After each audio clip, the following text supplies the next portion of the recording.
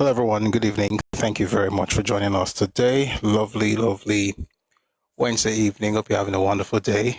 Thanks to folks on TikTok for keeping the live alive while enjoying the music.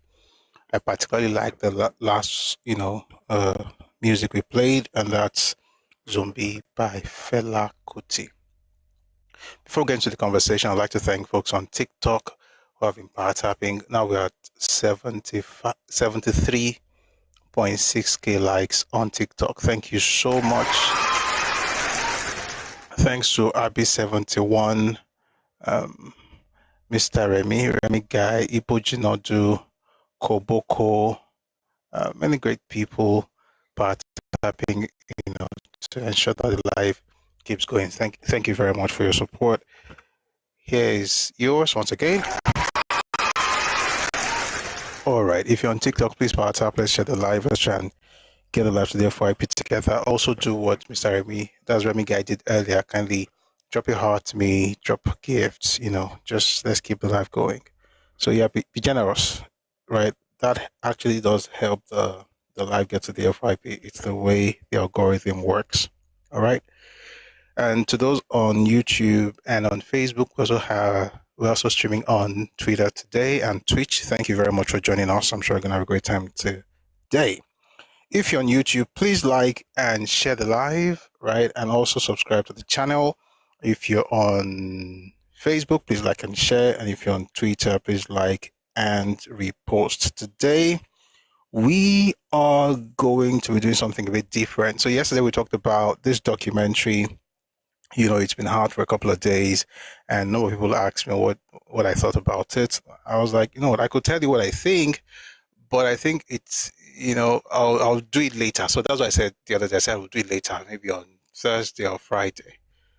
But I thought about it after yesterday's session, that wouldn't it be nice for all of us to listen to this stuff together so that our conversations will be much more informed, not just my thoughts about it, but all of us can then discuss it. And if there's time, we can also look at Gowon's perspective. So this documentary has been out for a number of days, and I don't know if you've been active on Twitter. I've seen a lot of people, attacking the documentary itself, and also the makers, who happen to be the son and grandson of Brigadier General Godwin Alabi Sama. That's the author of the book, The Tragedy of Victory. All right. His book is a very, very definitive text on the Nigerian war, right? That's the Biafra war, Nigeria-Biafra war. That's from July 1967 to January 1970. It's a very important document in case you're interested in studying, that period of Nigeria's history. The book by Brigadier General Alabi Sama is a very, very important resource because he was right there, in the battlefield, and he wrote about different things, that happened while at the battlefront. So I said that to say that, his son and his grandson, that's Meiji and Leke Alabi Sama, decided to do this, documentary for BBC Africa. And you see a lot of people talk about it. The crazy thing is that the conversation is not so much about what is being said, because most of those people haven't watched it. I mean, nobody could have watched it at the time they were typing, because that stuff came out after they were giving out their reviews, which is not a very smart thing to do, because you can't okay, you can't review a movie you have not seen. You can't review a documentary you have not watched. So I thought people should have waited to at least see what's in the documentary. Now, I have seen it. I have my own opinions, and I'm going to share that much later. But whilst it's unfortunate we can't, stream video, I think it's okay as well that we can at least stream audio. So we'll listen together, and then afterwards we can all discuss it. Now, just to be clear, there are certain things in this movie, I should say this with Katobe Sosoro. There are certain things in this documentary I don't really agree with. And I'll tell you why. For the most part, it's still the normal way of trying to, let me not preempt, let me not tell you about my thoughts until we've all listened to it. But before we do that, I'd like to read you um, two articles from BBC. After all, it's a BBC production, so it makes sense. So let's start with the one that was published in May 2026. That's 21st May. And then I will read the one that was published 3 days ago. BBC announces groundbreaking documentary on Nigerian civil war, Surviving Biafra. The BBC World Service documentary will be directed by award-winning Nigerian filmmaker Meji Alabi. The BBC World Service has announced a landmark documentary on the Nigerian Civil War, also known as the Biafran War, featuring eyewitness accounts and previously unseen archive from the front line. Of course, you know where that archive is coming from. It's coming from Gowon Sama himself, because he has more pictures from that war than anybody else. I dare say, I don't even think Nigerian government has as many pictures as he does. And we know the reason. You'll find the reasons in his book, like why he has those pictures, the role of his mother, and so on and so forth. Surviving Biafra is a 75-minute film that presents differing perspectives on the war, including from those on both sides of the conflict, and features highly personal accounts of the time. Award-winning Nigerian director Meji Alabi interviews his grandfather, a former army commando, and speaks with the soldiers and civilians his grandfather fought alongside and against. With most survivors from the war now in their 70s and 80s, time is running out to record their memories. The traumatic events of the Biafran War have left a deep wound in Nigeria, and it remains a subject of continual debate and burning relevance today. With secessionist groups operating in Nigeria's eastern region once again, there has never been a more important time to listen to the voices of those who witnessed the tragedy of the Civil War and to hear their lessons from the past. Meji Alabi, director, says, quote, "Like so many Nigerians, my grandfather's life was forever shaped by the Biafran War. With each passing year, fewer survivors remain, but the memories of what they witnessed have never left them. It is now the responsibility of younger generations to preserve these stories before they disappear forever." The Nigerian Civil War claimed the lives of between 600,000 and 3 million people who died amid allegations of war crimes and genocide, with many of its victims starving to death. Liz Gibbons, director, BBC Global Journalism, says, as we approach the 60th anniversary since the start of the conflict, the BBC World Service is sharing this incredibly powerful film with our international audience, as well as hearing deeply personal perspectives. We document the events that led up to the war and its devastating impact on so many. Surviving Biafra is produced by the award-winning BBC Africa Eye team, and it will be available from Monday, 1 June. So that was a couple of days ago. And when it came out, this is the article that BBC put out. Grammy-winning director explores his Nigerian grandfather's role in the Biafran War. Meji Alabi has directed some of the biggest-selling music artists on the planet: Beyonce, Burna Boy, Davido, and Stormzy. But nothing prepared the Grammy Award-winning director for his new documentary on Nigeria's civil war.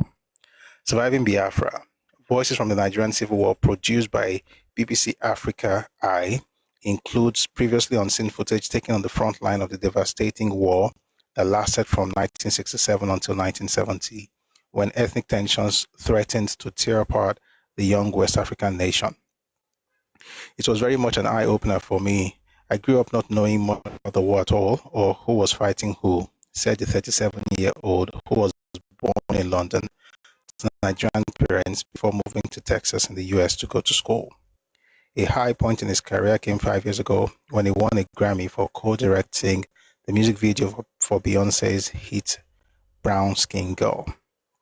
It was not until he teamed up with his uncle, Leke Alabi Sama, who is also a filmmaker and co-founder of the Lagos, began to realize the depth of Nigeria's traumatic past.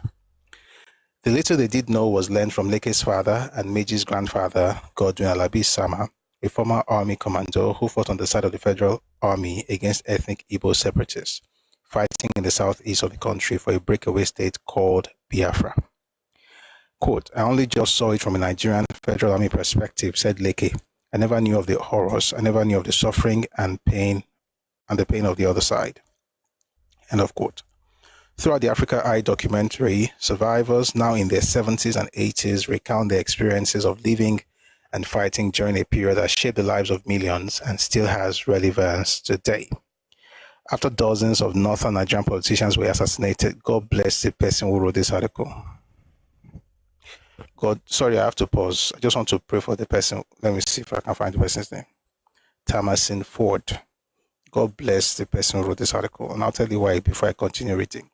When people start this history of Nigerian Civil War, for some weird reasons, they always begin in 1967, which is a very stupid thing to do. And I use that word is because it's the mildest word I can use for the nonsense people do. You have to go back. As a matter of fact, I believe you have to go further back, but 66 is a good place to start, you know. That thing did not happen in isolation. It didn't happen in a vacuum. Some things led to some things. And of course, everything is, of course, regrettable and unfortunate, but it's important to set things in proper perspective. So let's go back to this. After dozens of northern, by the way, not just northern, they also killed western, you know, and midwestern people. But let's keep reading. After dozens of northern Nigerian politicians were assassinated in the January 1966 coup, led by a general from the Igbo ethnic group, reprisal attacks against Igbos occurred in a series of devastating waves of communal violence. Around 1 million Igbos then returned to their traditional home region in the southeast of the country, where 3 states broke away to form the Independent Republic of Biafra. Okay, at this point, the person is wrong. The southeast did not break into 3. The east broke into 3. And one part was East Central, which we now call Southeast. But again, it's okay. The Nigerian government declared war, one of the bloodiest and most divisive conflicts ever fought on the continent. It is estimated that between 500,000 and 3 million people died, many of them children, and it became the world's first televised humanitarian disaster. Graphic footage of starving children was broadcast into living rooms for the very first time. After 30 months of fighting, Biafra surrendered. Most Nigerians learned about this chapter of their history through stories handed down through generations. For more than a decade before September 2025, history was not formally a part of Nigeria's national school curriculum. For 44-year-old Leke, who was born and grew up in Abeokuta, Ogun State in southwestern Nigeria, it was a line or 2 lines in a book. It's still not fully covered, you know, the extent of the suffering, and I think for me, Nigeria is just scared to confront its own truth. Leke and his 23 siblings grew up hearing war stories from their dad, Godwin Alabi Sama, who served as chief of staff to Brigadier Benjamin Adekunle of the 3 Marine Commando during the conflict. Quote, it just felt like my dad was known for helping liberate this town and these villages. I saw him as a war hero, he said. It was not until his early 30s when Leke started to research what happened during the war that he learned of the mass starvation in Biafra, of his father's controversial role in the conflict, and the true extent of the suffering. The Federal Army, including 3 Marine Commando, have faced allegations of war crimes. The Federal Army, including 3 Marine Commando, have faced allegations of war crimes for their conduct in Biafra, including executing civilians. The first time I saw those clips of people, children starved, it was horrific, and I think that was a moment of truth for me, Leke said. That was a moment for me where the horrors of the war then became facts. Like, okay, something really terrible happened and my dad was on the other side of it. When you find out that, you know, your truth is not only the truth, it was a humbling moment. Leke and Meiji said they could not understand why there were not many films about the Civil War made by Nigerians, describing how difficult it was to find a truthful account of what happened. This is one of the many reasons the duo, who usually work with international music stars, wanted to make this documentary. It's a topic that, you know, is whispered, said Meiji, whose music video productions have played a significant role in bringing Nigeria's music scene to the world's attention, with their characteristically complex choreography and color attracting tens of millions of online views. You know what, I think we can stop here now. It's very long and we are not here to actually read the article, but I think different parts of the conflict. I have so many thoughts, right? But I'm going to keep them until we get to the end of this. So yeah, going to be listening to the documentary together, and then when we're done, we'll then come up to share our thoughts about what happened. For instance, in the part I did not really talk about the blockade that led to famine. They talked about children with kwashoko, and so on and so forth. There are many things I have in mind, but I'll just keep it. So let's get into this, okay? So this is Surviving Biafra. In case you are one of those people who is telling us that some people cannot talk about it, the story is a Nigerian story. Many people survive Biafra, including people from different ethnicities. So I think we should just listen to them and then we can share our thoughts much later. All right? So here is Surviving Biafra, Voices from the Nigerian Civil War, BBC Africa Eye documentary. Enjoy.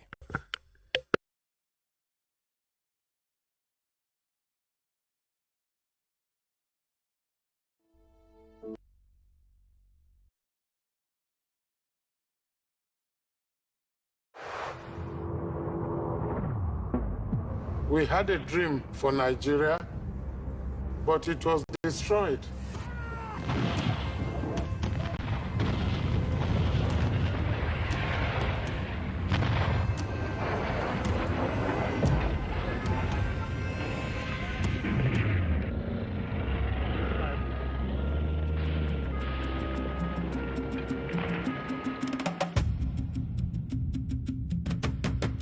Do you know why Biafra is fighting? Biafra is fighting for survival. We did not know the reason for that war. All we had was war is about to start. Fighting in this war is sporadic. There are a few fixed military positions, no real front lines. Absolute chaos, 6s and 7s. It was all jungle. You couldn't see even the enemy in front of you. Boom! Pass you. Take cover! We thought it was such a game and it was so much fun. If the world chooses to abandon us, then perhaps it is better we all perish. It will for us be the price of freedom. We're deadly, man. Deadly. Atrocities were committed by both sides. Britain was branded with being an accomplice in genocide. About 2 million Nigerians died. They killed all of them and buried them in a mass grave. Oh, God. Save us. How some of them ever survived the journey south was something of a miracle. We are the survivors of the Nigeria-Biafra Civil War. We will never forget. It will be a great disservice for anyone to continue to use the word Biafra to refer to any part of the East Central state of Nigeria.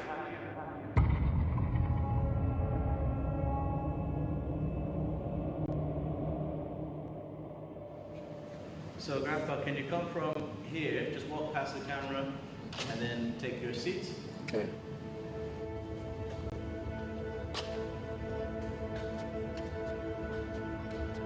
3, 2, 1, and action.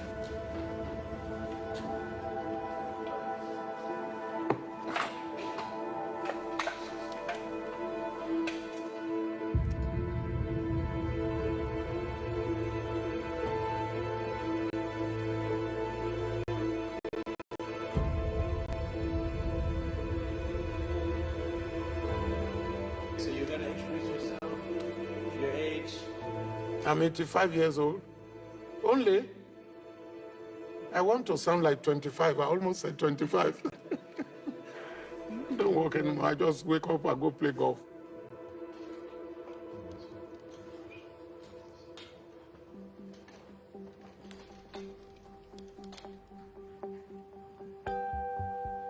When we were young, when we were kids, life was blissful. There was so much peace, so much tranquility. Everybody loved everybody else. The roads were perfect.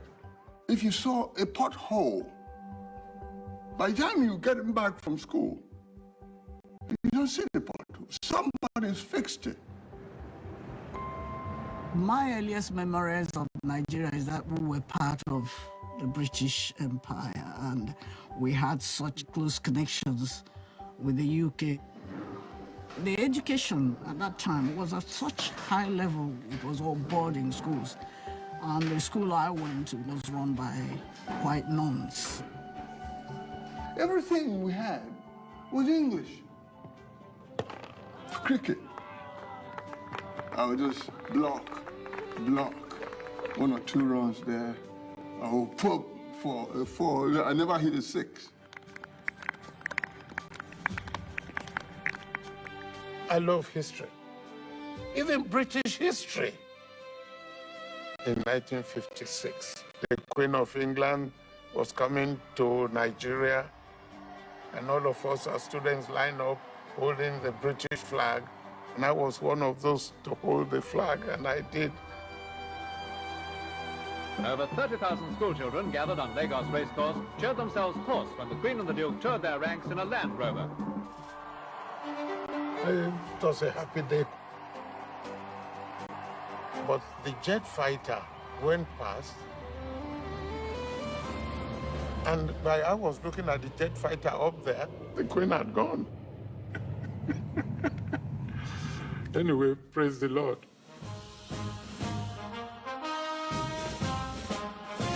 Soldiers were marching past with uniforms, and the music was good. I just loved the music. After seeing those men marching by, I decided that that was the type of job I like to do. So I ran out from home and joined the army in 1960.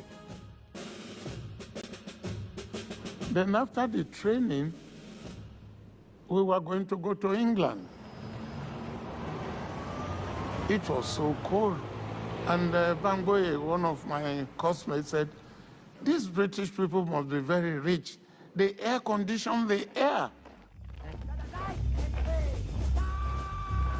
We learned to be military officers in England. And I was very proud of that. We learned to march, map reading, weapons training. They taught us the basic rudiments of how to win at war. If I was going to be like a British officer, I was ready. Lagos Racecourse is the scene, and it's the afternoon of Nigeria's great day, with thousands awaiting the climax and resolved to relish every minute leading up to it. Her Royal Highness handed over sovereignty to a new nation. The Nigerians themselves emphasize that all has been done in friendship, and that friendship will continue. Nigeria had the potential to be a very great country. This cacophony of music, everybody just spilled out into the street and started wriggling away. We should be employing the British, whereas before the British employed us.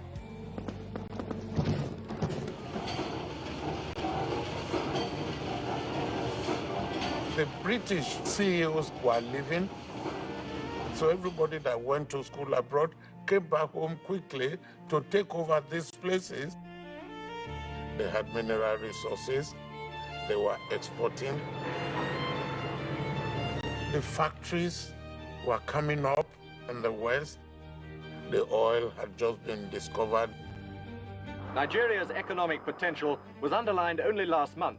On the south coast, they found mineral oil, the biggest strike south of the Sahara. The country made so much money, they didn't know what to do with it.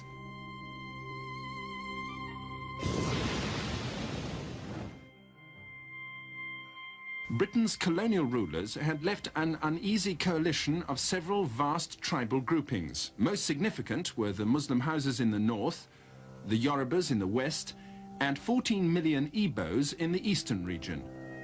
The Igbos were Christian, they were generally wealthier and better educated than other Nigerians, and they dominated business and the civil service.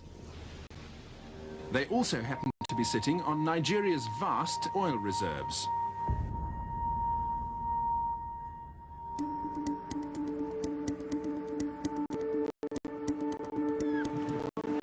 And wherever you went in Nigeria, there would be a country club, a white man's club. The bar was especially busy.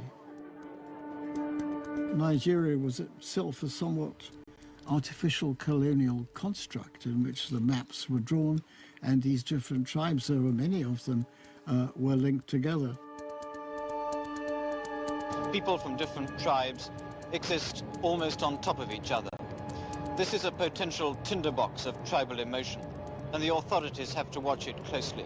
The economy and the country itself, the future of all these is called in question now, because there's talk of secession, of one or more of the provinces hiving off to set up on its own.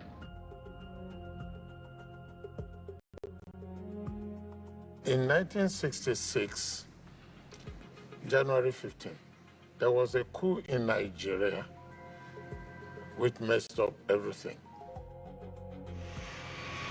The federal military government of Nigeria has taken over the administration of the country. The main parliament building is little used now in these days of military government. Only its crest bravely proclaims the old hope, unity and faith. How long have you lived in Lagos? 11 years. Why are you going now? I'm going because the situation here is dangerous. How do I continue to stay here? I think I'll lose my life anyway.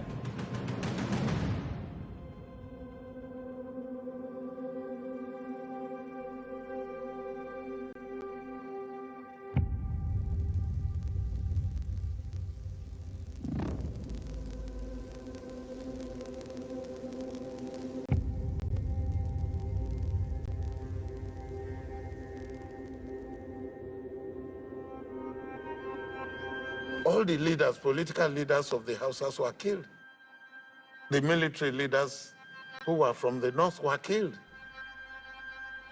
And that was what started the killings against the Igbos. The bubble of resentment that had been building for years against the Igbos burst in a rage of communal violence. Northern civilians and soldiers rose in a vicious ethnic pogrom.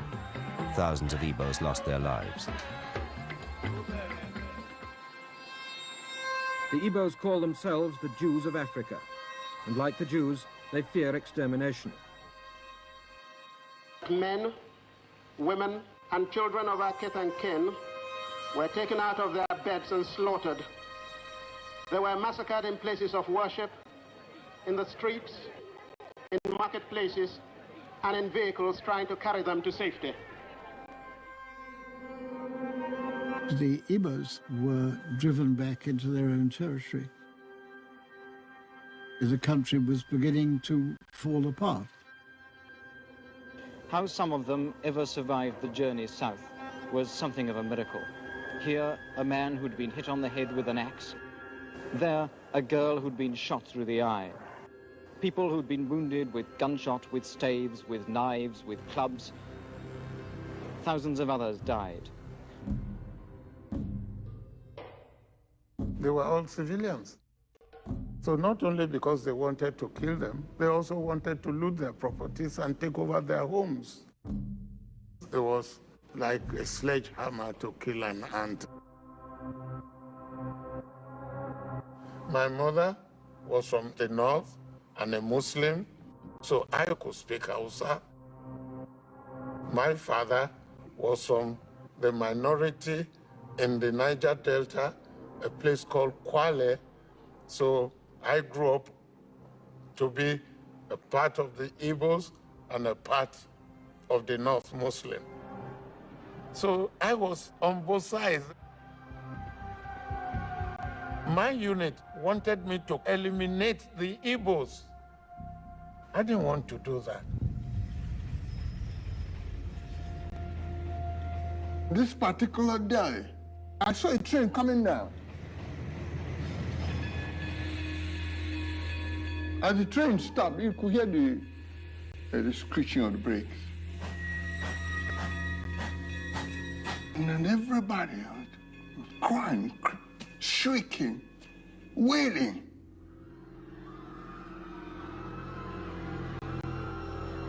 All of a sudden, I saw a headless man. Wait a minute. I thought I was dreaming. I looked again. I saw kids. They chopped off their arms and chopped off their legs.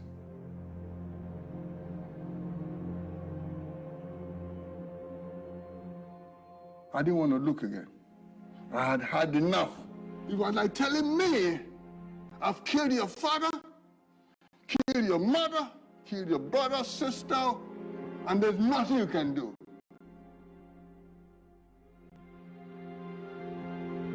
That day, God spoke to me. There's going to be a war, a gruesome, worrisome war. Something worse than catastrophe. That day, at that point, God transformed me from a weakling to a warrior.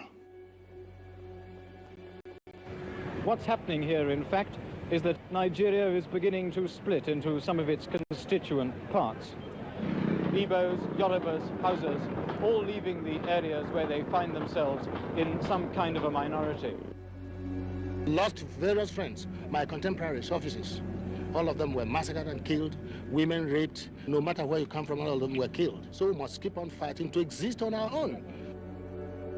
After at least 18 months of political chaos in the country, there have been massacres, pogroms of people who come from the eastern part of the country, the Igbos. May 1967, eastern region of Nigeria declared independence from the rest of the country, calling themselves the Republic of Biafra. From there on, the disaster of Nigeria started. If we are exterminated, our noble culture will disappear with us. If our culture were to disappear, we would lose the will and strength to resist the principalities and powers of darkness and wrong. We would lose our identity, self-respect, and dignity. I had a radio everywhere listening. That was it. We had Biafra. Freedom. I've never seen a day like that. Never. Never. So much joy. It was all about survival. We needed to be on our own. There was hope. There was expectation. We felt that we're going to build a nation. The leader of the Biafran army was Lieutenant Colonel Ojukwu. The leader of the Nigerian army was General Yakubu Gowon. Supreme Commander, Colonel Yakubu Gowon, wherever he goes, he takes a kind of mobile show of strength with him. Do you think that it will be necessary to use military force to bring down Colonel Ojukwu's regime? Yes, it is.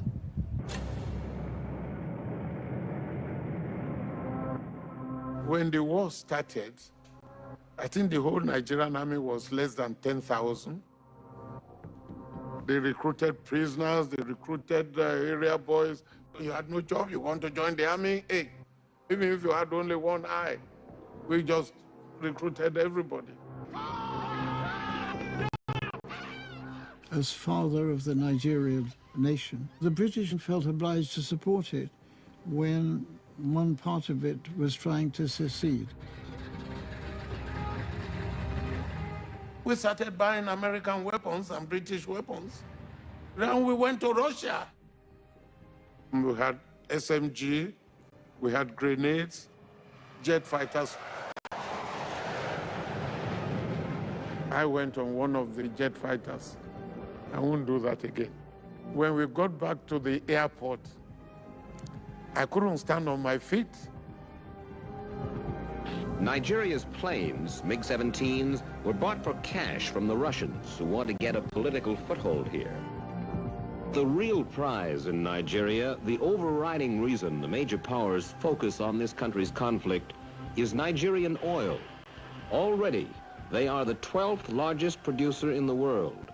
Conceivably, they will eventually become 5th or 6th. When I think about the geopolitics, the whole colonial apparatus, of course, oil played a significant part. We didn't give much coverage to the extent that the federal armed forces were supported by the British. The firepower lay on one side, top of the line armored vehicles, and they had the aircraft, and the spirited, improvised guerrilla fighting was on the other side.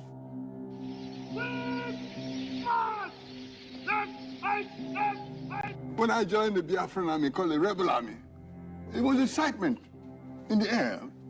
Everybody was involved in the war.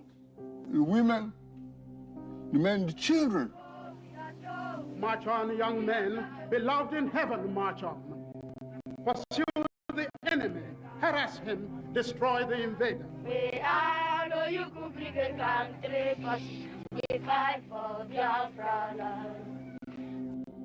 How old are you? I'm 10 years. 10 years old. Yes. Do you know why Biafra is fighting? The Biafra is fighting for survivors. Is it going to win? Yes, sir. I had just completed the school living examinations. I was at home. They started running these civil defense groups. It was being held at, what do you call it, golf course.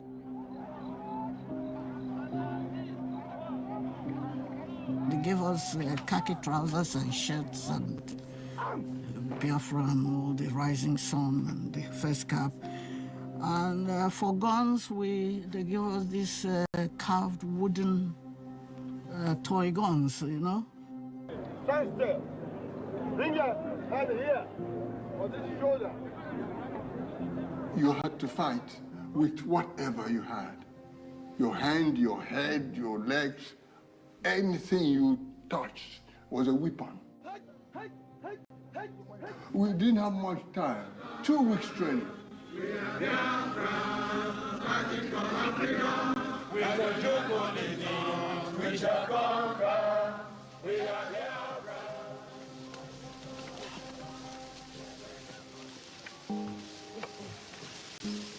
So they were showing us how to crawl on the floor, you know, you go through the, you know, you don't stand up and walk, you lie on your stomach and you crawl along and you hold your gun. Don't move. And they'll be showing all these things and we'll be giggling away. We thought it was such a game and it was so much fun.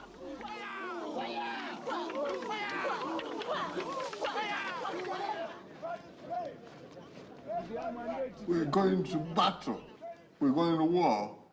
I had to come out and sing. We're all going on a summer holiday. No more worries for a week or two. For an laughter through a summer holiday to make our dreams come true. For a week or two. Biafra was a place where we made fun of everything. We made fun of death. We ridiculed death. Death meant nothing to us. Biafra was on the eastern side of River Niger, and Nigeria was on the western side of the River Niger. So I volunteered to go and guard the bridge and became the commander of the garrison at Asaba. On the 8th of August, 1967, I got information that Biafra was going to cross. I was in my bedroom at Asaba. exactly 10 o'clock, as my informant told me, they knocked at my door. I was already expecting them. I had my grenades, and I had my submachine gun. And then when they say they're looking for commander, I say, Commander, no day. That means I wasn't home.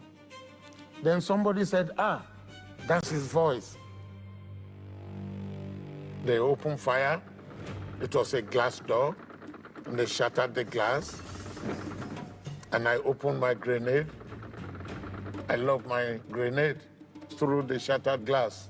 And one of them said, Chineke. Chineke means, oh God. When an Igbo man says Chineke, he must have had it. Luckily, because they bunched together, it killed them. The Biafran troops took the Nigerian army by surprise. Within 24 hours, they had captured over 100 miles. They had the River Niger. They had the Atlantic Ocean. They had escalated the war. The Nigerian army suddenly woke up to say, well, look, these people will get to Lagos in another week. They started blowing the bridges.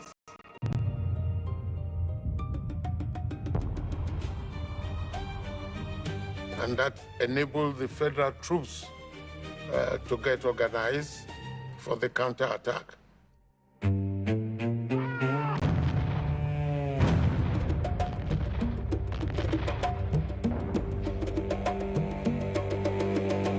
Looking back in it, I think it was a fairly frightening experience. This is the federal counterattack. The Biafrans have been spotted at a location about 6 miles away from here. They're thought to be howitzers. This was, in a sense, old-fashioned warfare. Battles are fought on the roads. So you just go on down. Obviously, you put an armored car in front, and you go in front. You go on down until you're ambushed.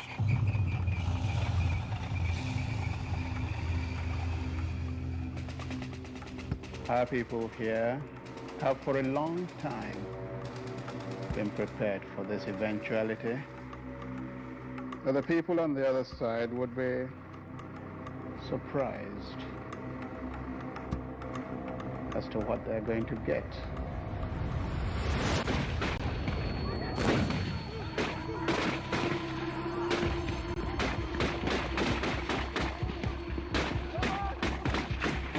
It was suicide.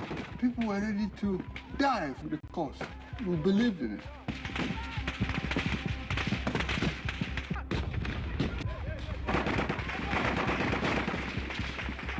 And I don't want to die with fear.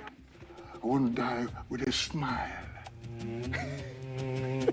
So fear, I kill fear.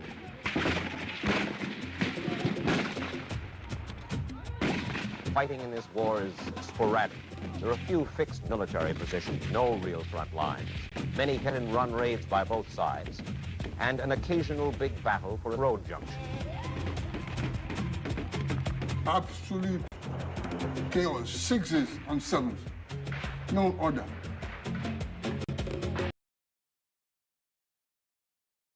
I was 27 years old and I was afraid myself, but as an officer, I just had to make sure that I was not afraid. But I was. By the name of God. Biafra going by the name of Jesus. I saw our officer shoot a defenseless prisoner of war. He shot him dead. Not everybody came to war to defend Biafra. Some people had their own motives. My mother's village is an island surrounded by water. We use canoe to go to places. We are from a minority tribe. That is Efik. That is the name of our tribe. I grew up with my grandmother. She used to take me to school. bring me back. I was used to sleeping with her in her room. My mother was not there. She was with my father. When the war broke out, the Biafran soldiers, they came, occupied the whole village, and then they went about, burning the houses until they got to grandmother's house. Because she was blind, she could not run. She could not escape like others. And a revenge, I joined the army in 1968. They were calling us commando girls. That are the women, the first women to join the Nigerian army during the Civil War.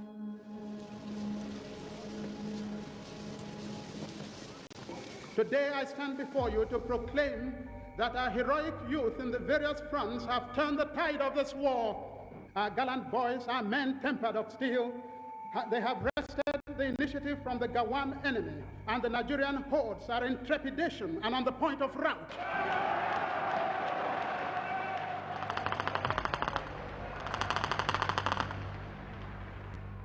At first, the federal government in Lagos tried to give the impression abroad that this was just a little local tribal difficulty which would soon be resolved. But it soon became obvious. Both sides demanded that oil royalties should be withheld from the other. The old colonial powers could not ignore what was at stake. The British supplied the federal side with arms and ammunition, and the French supported the Biafrans. We were not going on a picnic, we were fighting. Ojukwu got mercenaries. That meant we went to war believing that they were better, and they were better. This group was the most notorious of the mercenaries on the Biafran side. They included Armand Anarelli, a Frenchman who'd fought against his country in Algeria, Mark Goossens, a beer-drinking Belgian who could speak 3 languages, and Major Williams, the oldest white mercenary in the war, a South African, and a man many believed was mad. Ojukwu said there is no power in Black Africa that could defeat them. That made us to panic. Soldiers were dying. The Biafrans knew our tactics. They knew where we were going to go. And after 6 months, we realized we had to change the plan. General Gowon, do you think this war can go on indefinitely? Well, first of all, I would like to say this, that no war ever goes on indefinitely. Sooner or later, it must come to an end. Biafrans admit it is an oil war, at least in part. They know their country sits above what may be the richest oil reservoir in the world. And it is the oil, plus the ingenuity of the Igbo, that has kept Biafra running. In refineries, backyard stills like this, small, crude, hidden away in the bush, Biafra produces enough fuel to keep the army and the civilian population on necessary wheels. Most of the oil discovered in Nigeria was in Biafra. If we were going to win the war, we needed to capture the city of Port Harcourt and all the oil wells to give Nigeria the economic advantage to prosecute the war. The crisis is costing Shell BP millions of pounds a day. Nigeria is normally supplied from the £10 million refinery just outside Port Harcourt. Now it's having to import from other countries. In 1967, I was made Chief of Staff of the 3 Marine Commando Division of the Nigerian Army. One of the primary goals of the 3 Marine Commando was to secure the Atlantic coast, 1,000 kilometers. So I had to lead my troops through the jungle for 480 kilometers where the Biafrans were not expecting us to come from. We were trying to encircle them. I advanced with 35,000 troops. and 5,000 on logistics.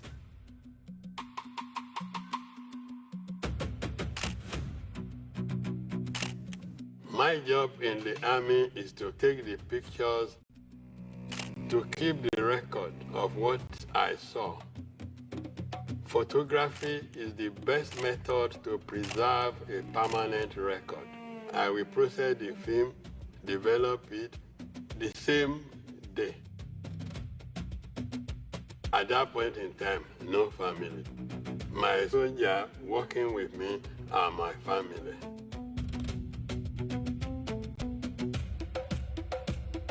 Government was just the main problem of the mangrove forest. It was all jungle, wet, muddy, and was raining.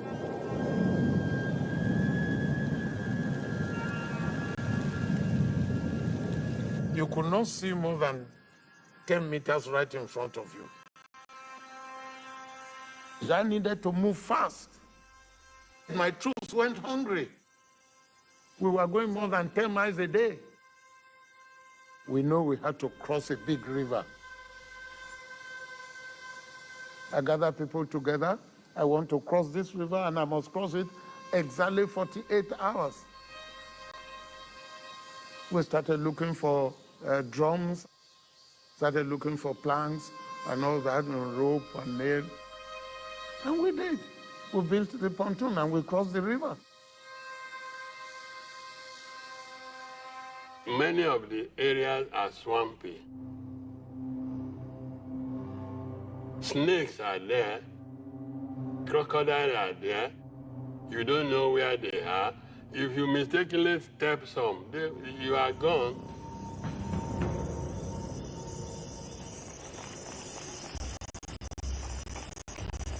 My soldiers were traveling light, only your ammunition and your weapon.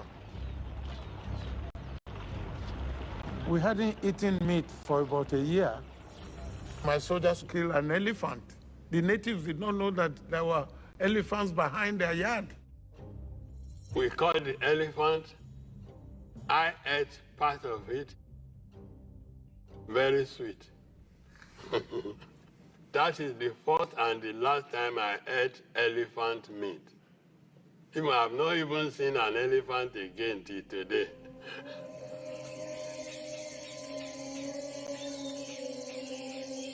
The natives at places gave us food, especially when we started moving into Biafra area. The chief made some soup and all that and fed my troops. The chief said, that's all we got here. I'm sorry that we didn't have too much of anything to give you. And I said, but I had eaten some meat. How did you do that? Or you have a cattle ranch? He said, cattle ranch. It's a Biafran that were killed in this area. Is that what I ate? He said, yes. And all the soldiers looked at me. It was a human flesh, but I had finished eating, so I refused to vomit. My GOC asked me, I heard you ate human flesh. I said, yeah, but it was by mistake. How was it? I said, it was tender. They gave me the rump. Then when he started talking, he said, is that all? I said, hey, Ogami, they gave me gizzard. He said, Biafra got gizzard? And all of us laughed.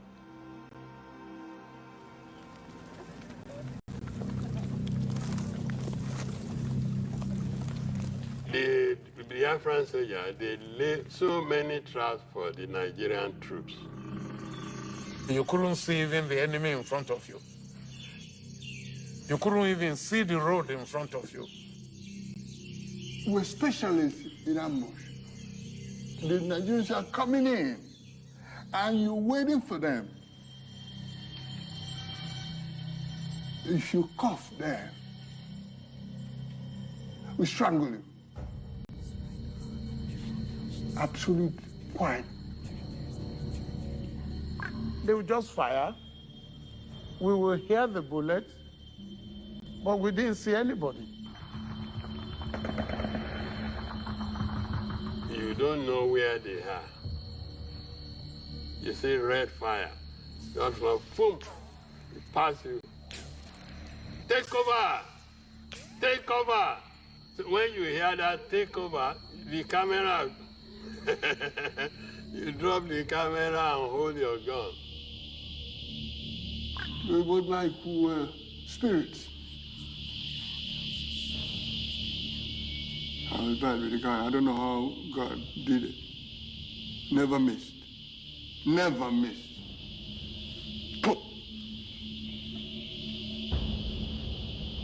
They want to kill you. We must conquer this enemy. This enemy of Nigeria must be conquered.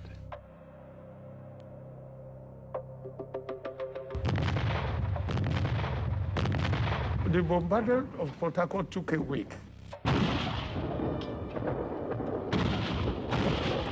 We infiltrated at night. And by morning, they just found that we had captured 13 million tanks of oil. Marine Commando captured all the oil blocks of this country. By the time they sent a counterattack, we were already established. They suddenly realized that Nigerian troops had arrived.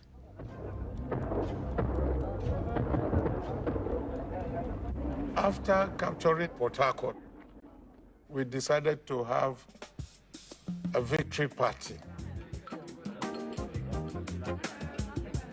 We went to the best hotel in town. We had no glasses, so my boss was drinking from his steel helmet. I was drinking from the bottle. Brigadier Adekunle, he was a colonel. Colonel Benjamin Adekunle was the general officer commanding the 3 Marine Commando Division of the Nigerian Army, Black Scorpion. I knew him officially. I used to do night duty in his house. That man hardly sleep. Midnight, you see him, he looks like a scorpion. His ears, his eyes. The Western press loved Adekunle. He was what was a Black Scorpion, wasn't he? I was reporting the war from the federal government side. We didn't cover it much except in radio from Lagos. Not at all from the Biafran side. We had a comfortable hotel, the Federal Palace Hotel. And there was one man who covered the war in Biafra exclusively by hardly leaving the bar. That we were under the influence of the British government in our coverage of the whole secession issue. In fact, looking back at it, I would say we were disgracefully in the pocket of the British government. I look forward, Your Excellency, to seeing to the work that has been and is being done to restore Port Harcourt itself to its vital position as a centre of industry and of commerce. There were strong economic reasons for the Brits to want to keep Nigeria together. They began the oil industry, so it was in a sense a source of income for the United Kingdom. The British benefited because the oil went to England, so they held the Nigerian reserve of money.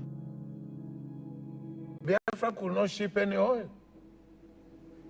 Nigeria had the advantage of shipping the oil. And so we used that money to execute the war.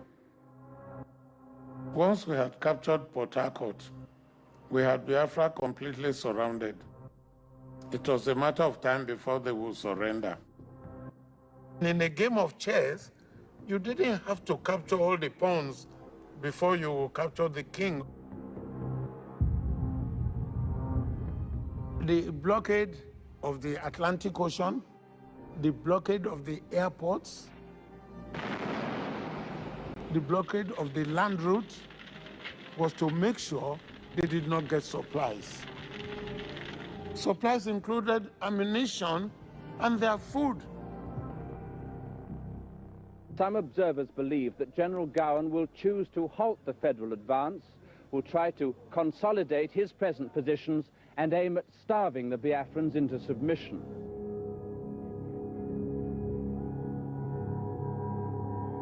Biafra was heavily blockaded, so we didn't get supplies. Nothing came through. No food, no guns. They used the Navy. They had everything to blockade us. We believed we were facing extermination.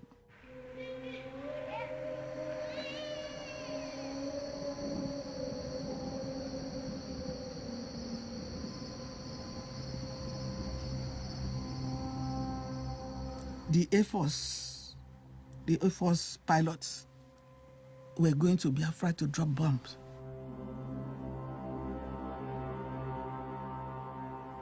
Drop bombs everywhere.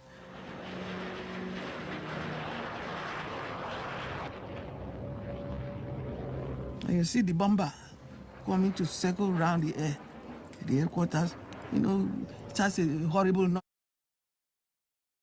Whoa, whoa, whoa, whoa, whoa, whoa, everywhere. And the GOC will come around telling them, go, go, go, go, Black Scorpion, go, go, go, go. But someone like me, I was not enjoying it. I was crying because I knew my mother was there. These people, they are going to drop bombs there, and our people are there. This giant metal bird came flying, getting low, and we all stood there watching. What the hell is that?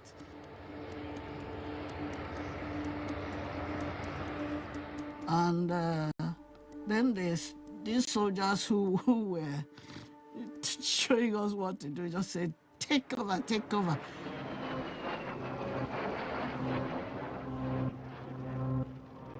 I was 7 years old, and I was in primary 2. One afternoon, we were on recess. The children were everywhere in the field. We saw bombers. They came to the roof level.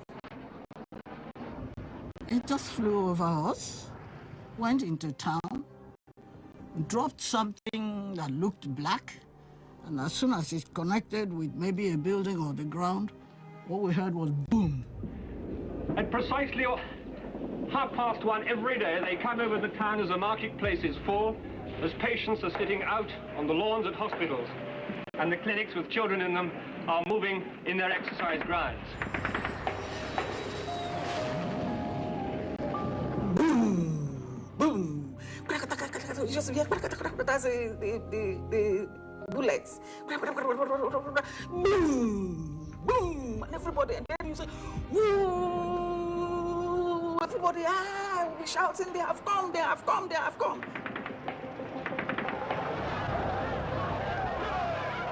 And everybody will run. Here comes the next one. He's flying the other side of the Mission Church. There's another one at 400 feet, banking low over the town, firing in straight to the outdoor. We are in a particularly vulnerable spot here.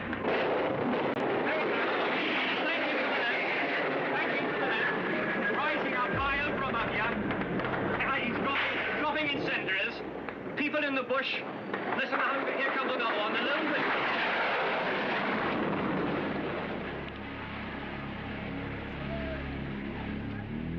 Eventually, when it all went quiet, they told us to make our way home. The whole town seemed to be up in smoke. And I kept on running. I got home. There was nobody at home. I started looking around because I had 2 little sisters. One was 3 and the other one was in 6. So I started running. We had a nanny that looked after them. So she had one of them on her back and she was dragging the other one by hand, and they were all shaking like that. People were looking up, and I looked up and I saw a leg like a leg cut off from here, suspended on the electric wire, you know, it was just hanging from there. And it's then that I went into shock. People literally blown to bits. There was no anti-aircraft gun, so they were just taking the piss. They looked down and pressed the button, and the bomb was dropping on children, on the hospital, on the market. Well, the planes came over. They were so low you could see the pilots in them, and one of them dropped 2 bombs. They swept right over the hospital, and then swung round and came in from 3 or 4 different directions for several minutes, staffing the hospital. There was no doubt about it that the hospital was very easily identified and that they had identified it.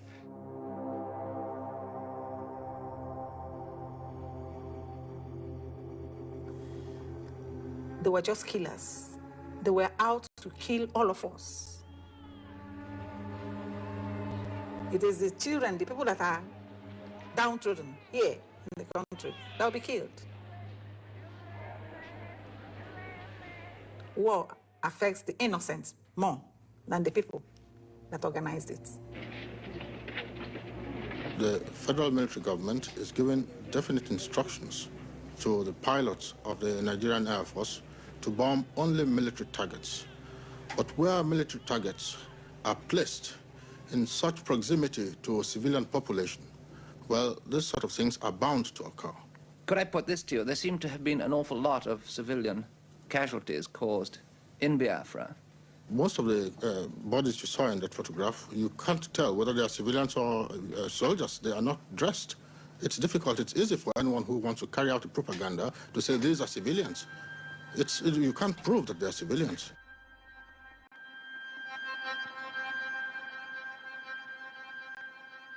Innocent civilians were being executed. They went and picked them up and brought them to the headquarters. And they came in tattered, short knicker, no shoes, no shirts. They just lined them up there.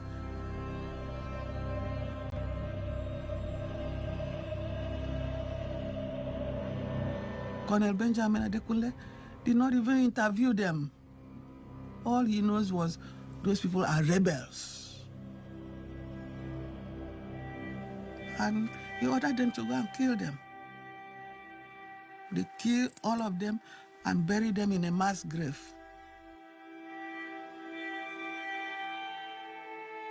And those people happened to be from Abak, the city where they recruited me. And I knew them.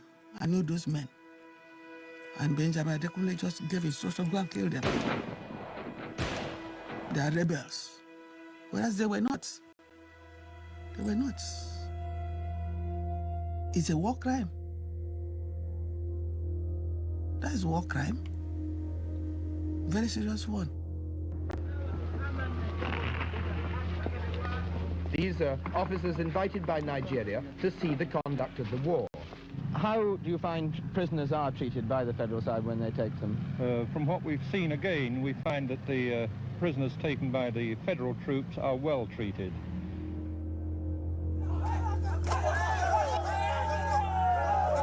Atrocities were committed by both sides. This particular sequence was filmed by a camera crew who happened to be accompanying federal Nigerian troops as they advanced into Biafra.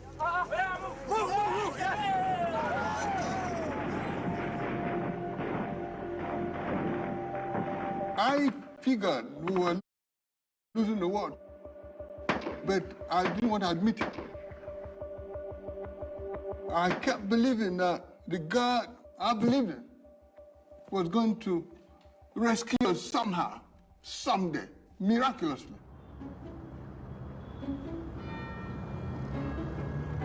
In 1968, I was a second-year undergraduate. I think it's fair to say that the level of awareness of the Nigerian Civil War wasn't really very high in this country. It was only when the images started coming out. This year, it's a matter of life and death. There's been a war going on in West Africa. It's a civil war between the Biafrans and the Nigerians. We're not going to say which side is right or which side is wrong, except that all war is always wrong. I just felt I really wanted to get involved. So I found myself really at hardly any notice, with very, very little preparation, deployed as a relief worker in a war zone. We were all working under the aegis of the International Committee of the Red Cross at the time. They had a massive relief operation that was flying in hundreds of tons of food a night.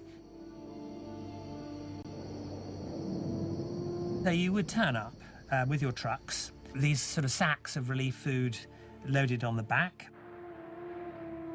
and the local elders would have organised people, would have got some very sort of crude seats and shelters arranged where people come up one by one to take their ration. I was a young man straight out of university. I had very sort of ingrained stereotypes about Africa and Africans, about whom I knew nothing, you know?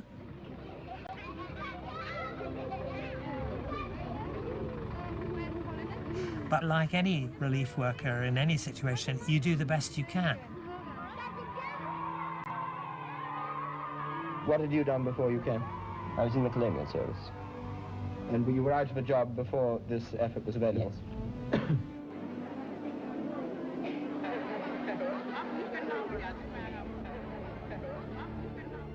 The period that I was there from August 1969 was really quite unsettling, because you could see what food was in the pipeline, and that pipeline was drying up. Half a sack of rice arriving at a Vouvet camp. It's to feed 1,000 refugees. It's the first really nourishing food these refugees have seen for a year, since the blockade of Biafra by General Gowon's federal forces.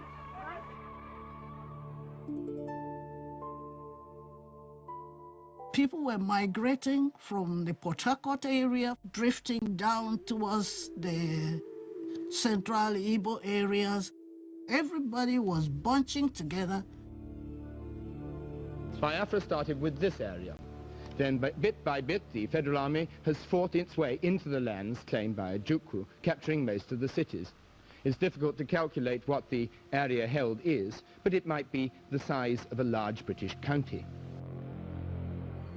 For the majority of people, they had nothing except what they salvaged and put in a huge basket they were carrying on their heads, with the little children tied in their backs. Now they're going through territory that was strange to them. I have no idea which direction to go. We're just going to any direction. My mother said the Biafran soldiers, they marched them, all of them, to an unknown destination. Some of them who were elderly could not make it. They slummed down by the roadside and they abandoned them there. The civil administration had broken down, and, I mean, corruption was at horrendous levels. We were in the areas that the Nigerian army had control over. And so it's important to build good relationships with them. I mean, the only way you could build these relationships was basically to go to the mess, sit down in the mess, drink a bottle of Star beer, and probably have another bottle of Star beer. When the Red Cross came, they had a party. When they were going, they had a party. The international observers arrived, had a party for them. I look forward to every party. There was one occasion when the Nigerian army commandeered a couple of our Save the Children trucks. They commandeered them to move furniture, actually, for personal possessions of troops that were being redeployed from one location to another.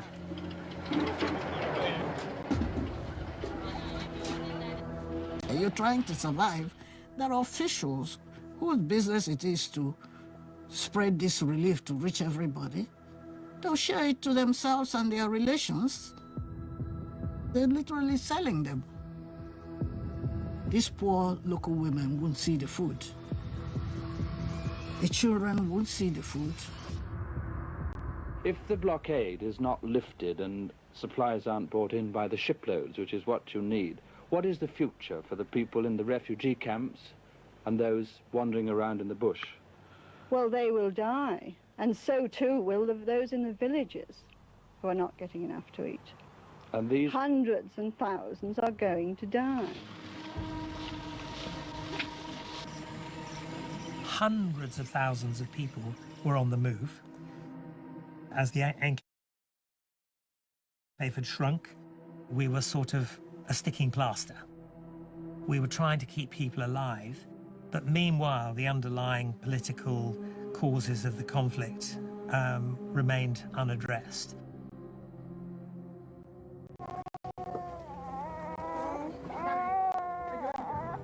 We who are children who are suffering, we want this war to end.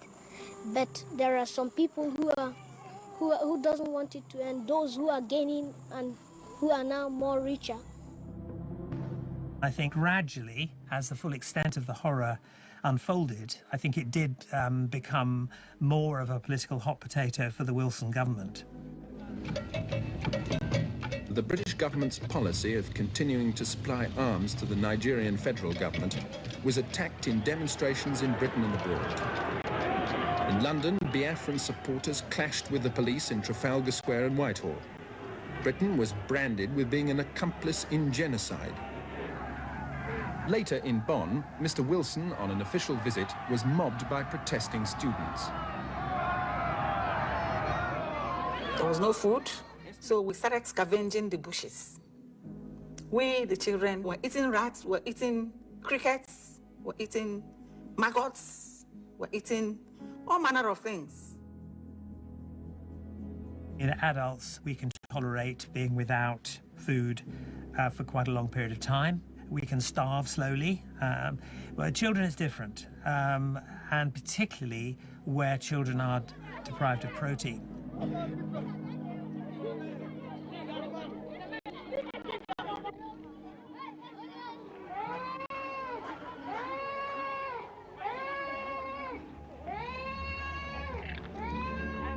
I'll get you some biscuits, yeah? You know, go.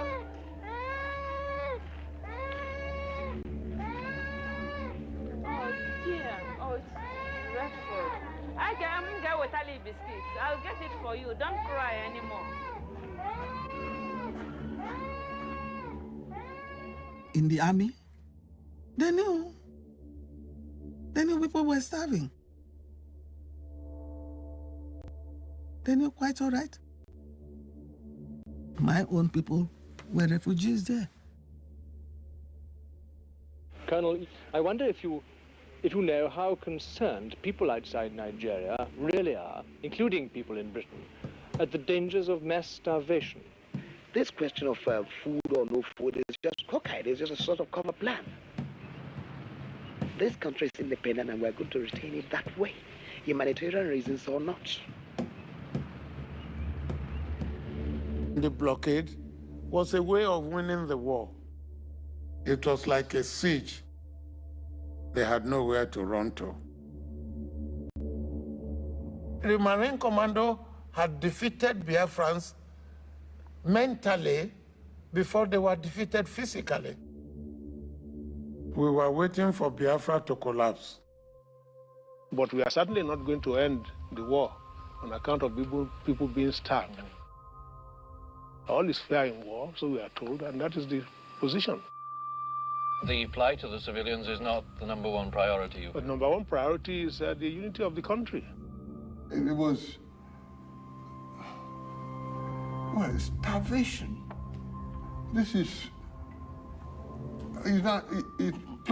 organized starvation, imposed starvation, and primarily on children.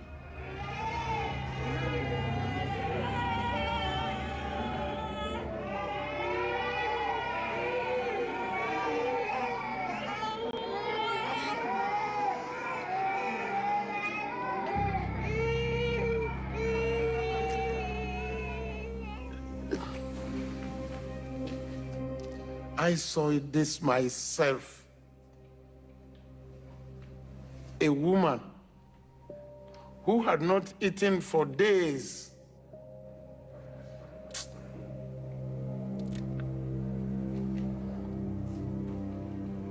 You could count her ribs. The child, you could pick up with one finger.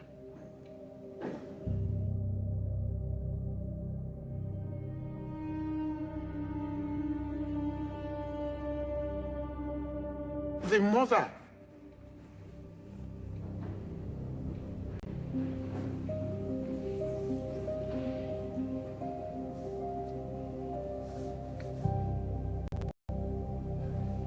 still breastfeed this child.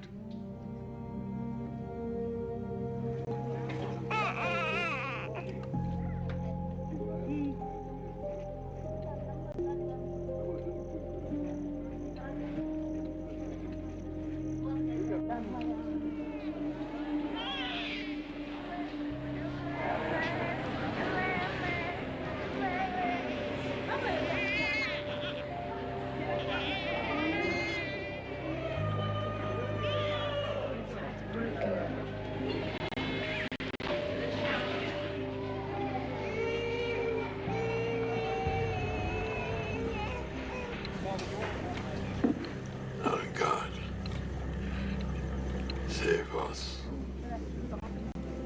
Save this country.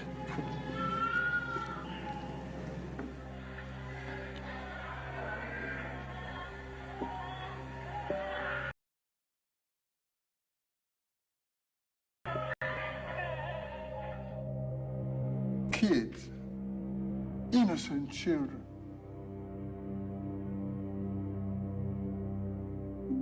There was no food. They were just starving to death without help from anywhere.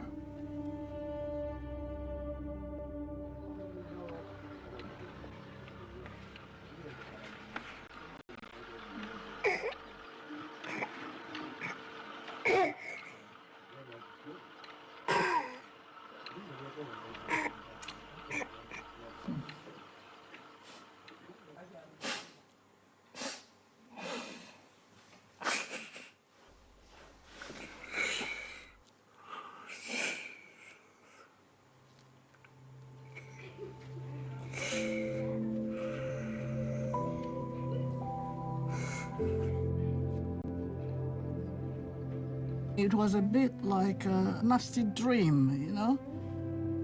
Too vivid to be forgotten.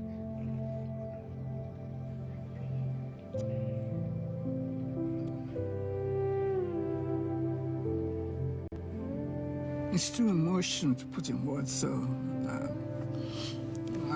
what I normally do when things are too bad like that, I try and block it out.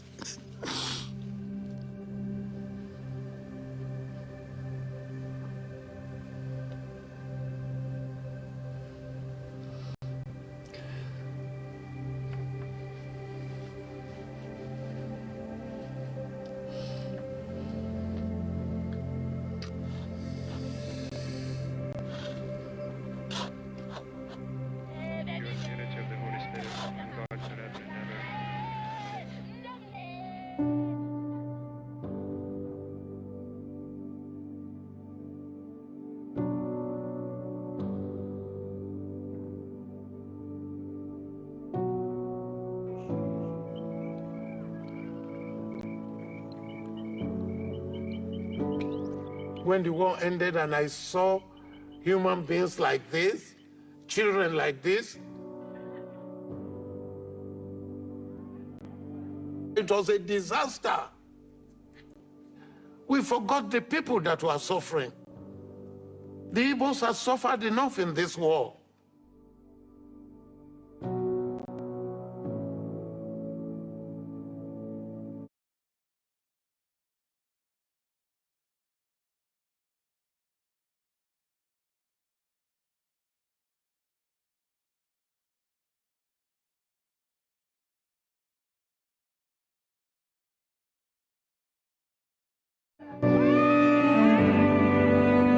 to see that as one of my kids is a disaster. Talking about this civil war, it is a disaster.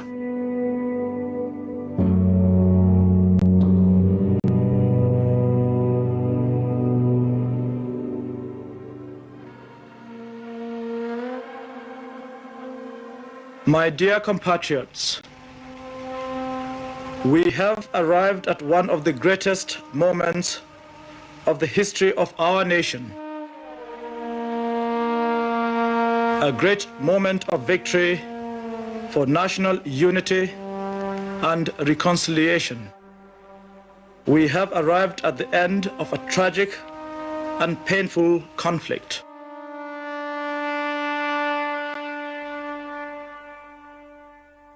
The government of the Republic of Biafra now wish to make the following declaration. That we affirm we are loyal Nigerian citizens and accept that the Republic of Biafra hereby ceases to exist. We had lost the war. We were going home.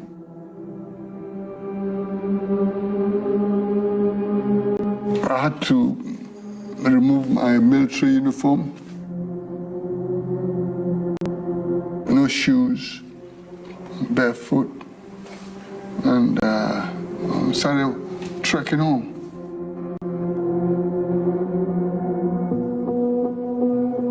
Every outside power was able to breathe a huge sigh of relief when the war ended, because it meant they could get back to business as usual. And in the case of Britain, you know, business as usual meant getting the oil supplies going properly again. The oil companies came after the war, 1970. They went to see their equipment and things, and they found them all intact. They were very happy with that. They spent more drinking champagne than to make the roads. If the oil companies and the British government insisted that there would be no war, there would be no war. They did not do that. They allowed the war to go on. They saw an opportunity for profit.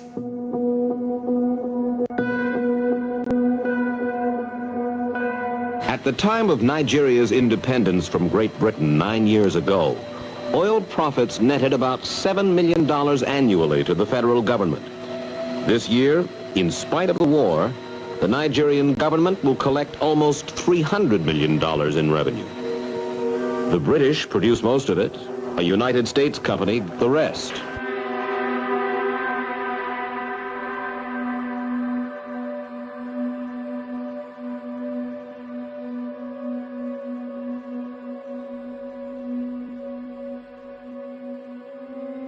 We fought unnecessary war. We did not achieve anything meaningful during this war. We've lost innocent souls. The children that will have made Nigeria great, we've lost them.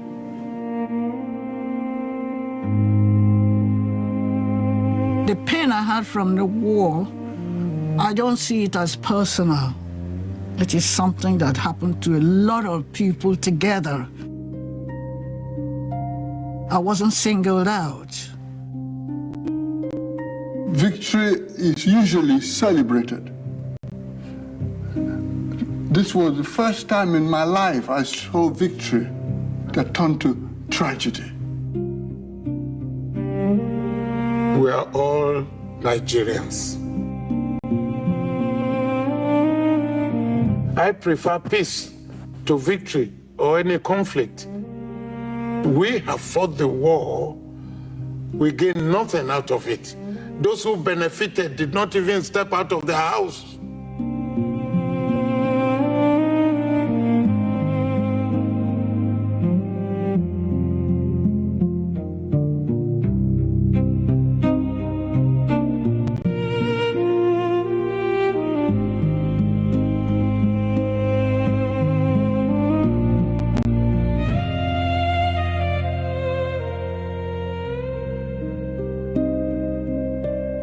We are the survivors of the Nigeria-Biafra Civil War.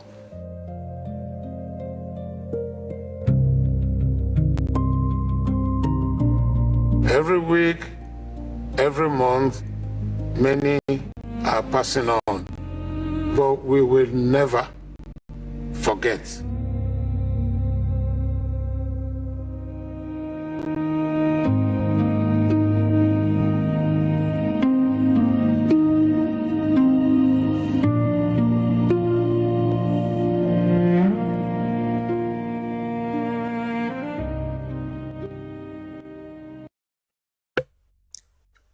That's a very, very chilling documentary. And, you know, watching that documentary, you then wonder why people were against it. As far as I'm concerned, it's actually a pro-Igbo documentary. That's the truth. Earlier today, I had a meeting with my mentor. And he said something about what he thought after watching the documentary. So the summary, which is what I agree with it 100%. So the main takeaway from the entire thing is the futility of war. The futility of war.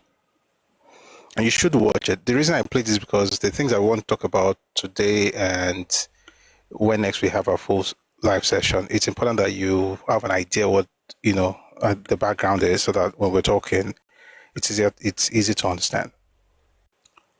So here's the crazy part, right? You say, let us talk and iron these things out. You say, no, you're not going to talk. You now had the war for 30 months.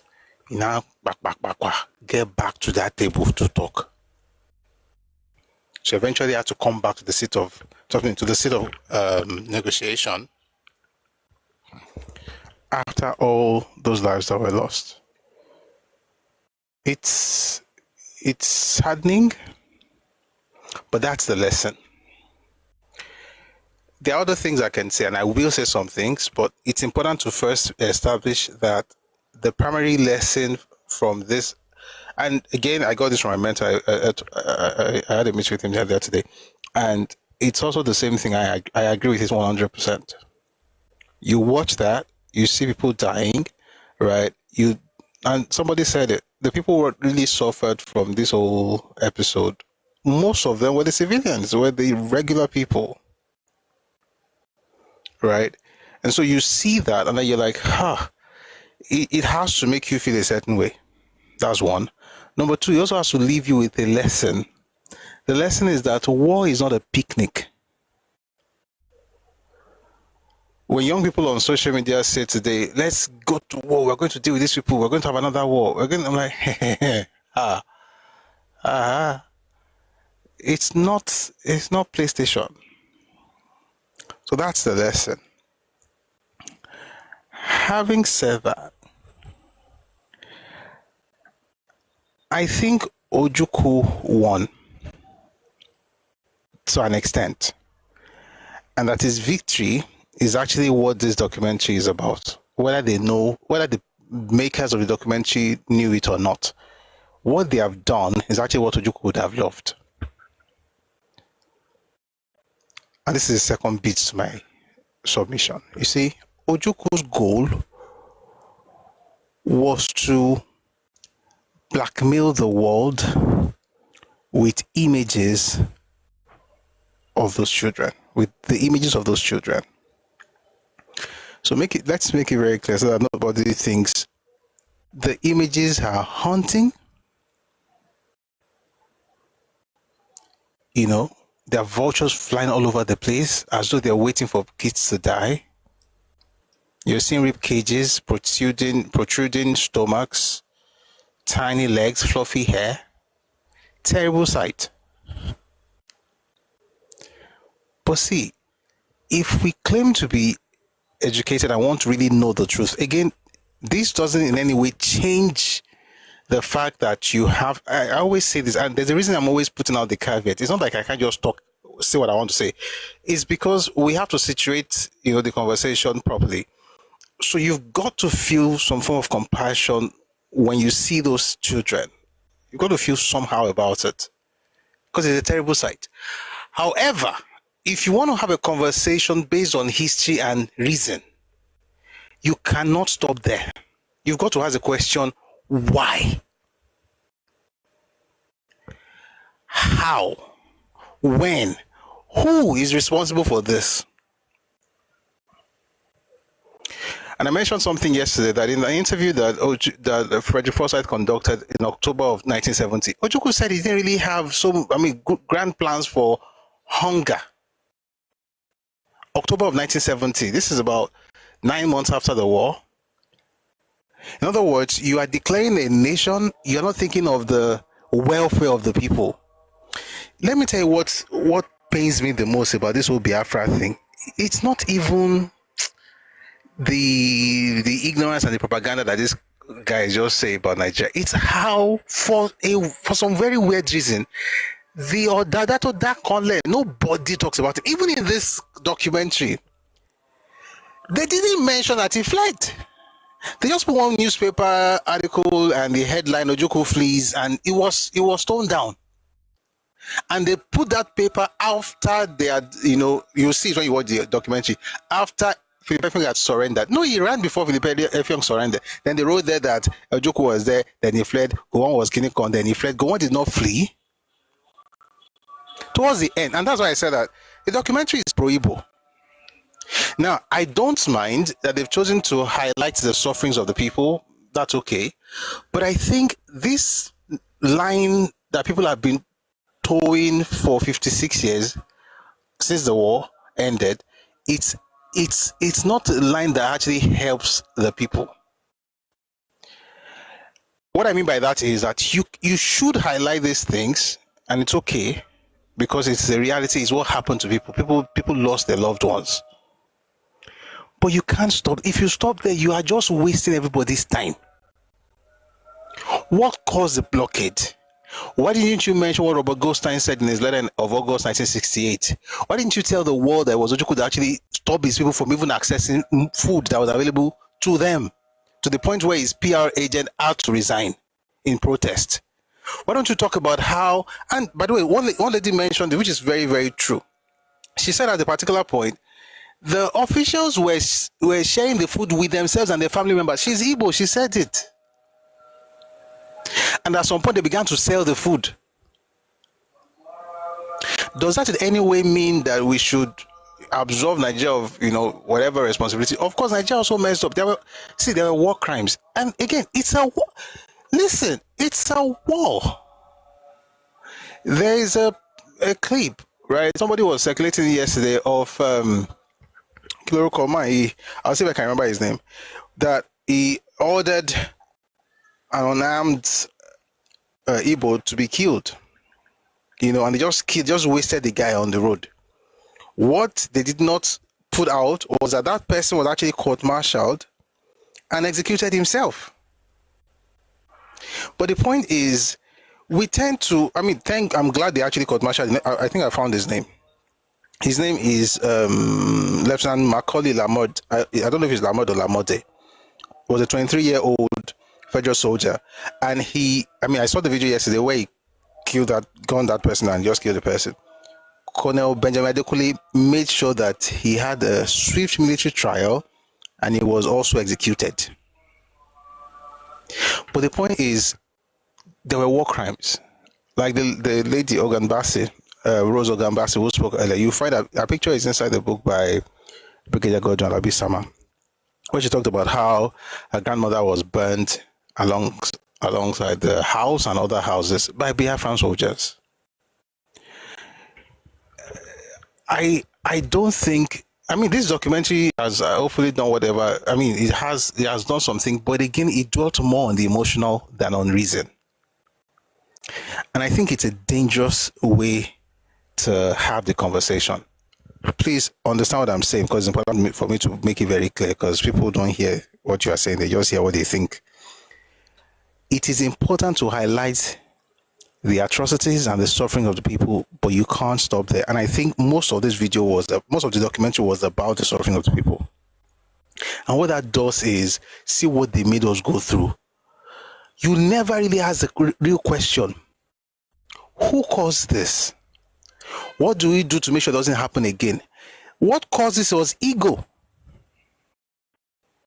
primarily on Ojukwu side. And it's not because, and if you are Igbo and you really thought about it, that's the answer you come to. It doesn't mean that Gowon was perfect or did nothing wrong, or Nigerian army was perfect or they did nothing wrong.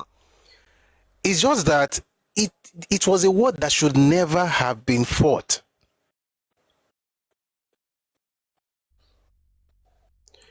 Mr. Remy says, so my Yoruba people didn't suffer, Abi? No, Yoruba people suffered, right? But I don't want to compare suffering in this particular scenario, because if I want to talk, if I have to, which I don't want to, but if I have to compare sufferings, I'm not going to use Yoruba and Igbo. I'll be talking about the minorities even in that eastern region, what they went through in the hands of Igbo soldiers. That was not well captured in this video. And this narrative of whether the person, I mean, they know what, I don't want to condemn the work, but you watch it and you're wondering, all these clans that were insulting the Alabi Sama and Meiji and Lake, that why were they insulting them? Because this is actually pro-Igbo more than anything else. Again, it shows some people don't really think before they talk. But the point is, Nigeria has to come of age to the point where you can discuss everything that happened in that war. And see, you can talk about the atrocities. I mean, we've had sessions here where we talked about the atrocities of the Nigerian army, particularly in Asaba. You've done that before. But the real issue is the idea that this group is just is the sole victim of the Nigerian story and see what everybody did to them and everything. What you are doing is, and I'm going to use the example of a child. When you pamper a child, and I'm not saying this, I'm not trying to infantilize an ethnicity or trying to downplay whatever they went through, but please stay with me.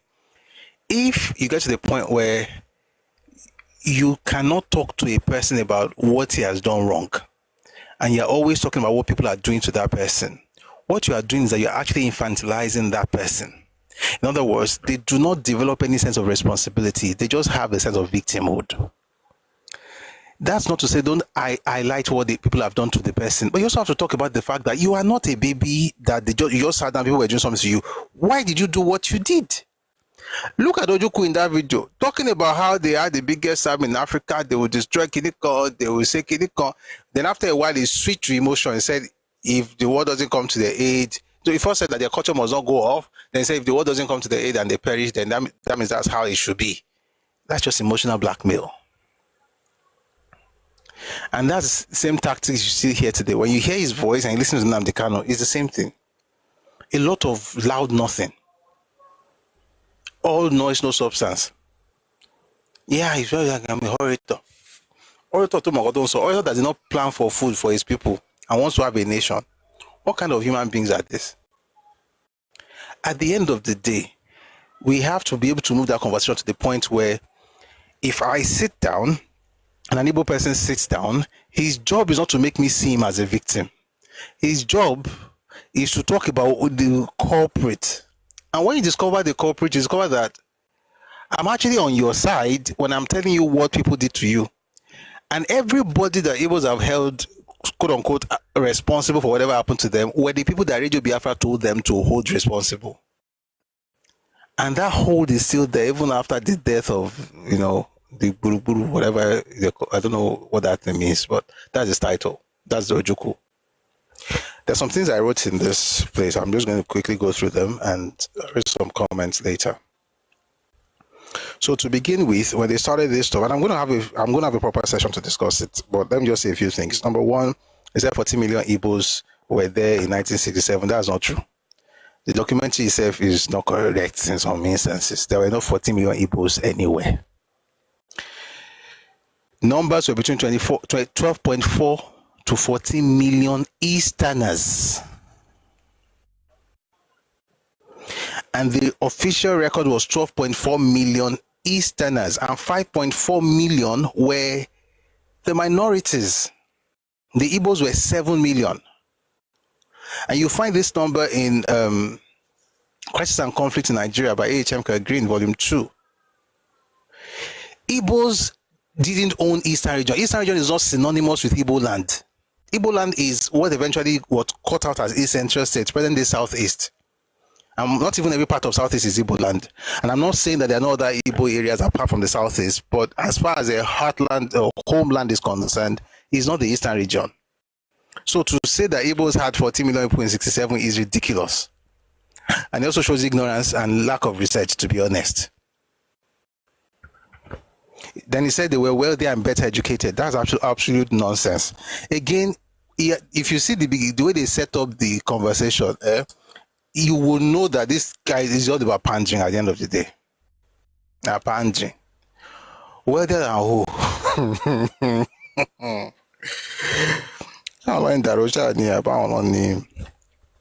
They were not more educated. They were not better educated than anybody in this country. The reason they got the positions, and if you say that based on the opportunities and positions they had in the federal service, that was actually through nepotism, not through qualifications. We've had that session here before. There are many books to read on that thing. Nobody should come and tell us that. No, even they cannot say it. But the person that's making the documentary says that it is well. Then he said they were sitting on oil. Were they sitting on oil? To a large extent, yes. Why? Not because the oil was in the enclave or in the ancestral land. There was no oil in Igbo land in 1967. The oil was in the rivers area, right? But they are dominated, because of course they are the majority in the Eastern region, they are dominated the region itself. So naturally, they were essentially sitting on that oil. Then it says here that almost all northern leaders were killed. That was so if you listen to that part, I wish I could just play and stop and really break down some of these things. If you notice the way they began this thing, they were doing like East versus North. Northern politicians were killed. How many politicians from the North were killed? 2 major politicians. But one politician from the West was killed and one politician from the Midwest was killed. How come he didn't mention those ones? Because he's not following the narrative of East versus North. What Igbos did in January 66 was against the country, not just against the North. And when they killed military officers that were of Northern origin, they also killed military officers of Western origin. So very quickly, when you talk about the politicians, yes, they killed Sadauna, who was the Premier of the North, and they killed Tafawa Balewa, who was the Prime Minister, right? But they also killed Akintola, who was the Premier of the West, and they killed Okotiebo, who was the Finance Minister and was from the Midwest, and it was Shakiri, right? And yes, they killed Lagema, and they killed Memalari, and they killed Ker Mohammed, and they killed Pam, 4 officers from the North. But they also killed Rafshoda Inde and Samalade Mulegun. They were Yoruba. Once you don't cover that entire thing, you're already setting the tone for what you. And I have. It's not even a theory. Alabi Sawa even mentioned it. Even when he was describing his mother, he did not mention that she was Yoruba. He said he had that his mother was a Muslim and from the North. She was from the North and she was Muslim. That the father was Okwani, minority Igbo in Niger Delta. So he also was helping to set the stage for this Igbo versus North showdown. And then he said something that we have to be very careful in Nigeria, because a lot of our elders also repeat it. And of course, respect to the elders, but we have to be careful. When you say something like, it was the killing of the Northern leaders that started the killings of the Igbos. So let me read what I wrote down. He said that that started the killings against the Igbos. It was not the killings of the Northern elders that led to the killings of the Igbos. And thank you, Ades. It is true. They killed the wife of Sadauna. They also killed Sisinas, Latifa Demulegun, with her 8-month pregnant. She was 8 months pregnant at the time.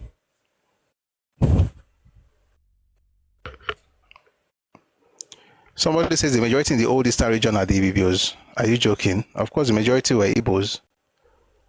But being the majority doesn't mean you own the entire place. How did 7 million become 14 million? Because, and I'll tell you why, once you put that 14 million, then you cannot explain how some clowns are now saying that 6 million Igbos.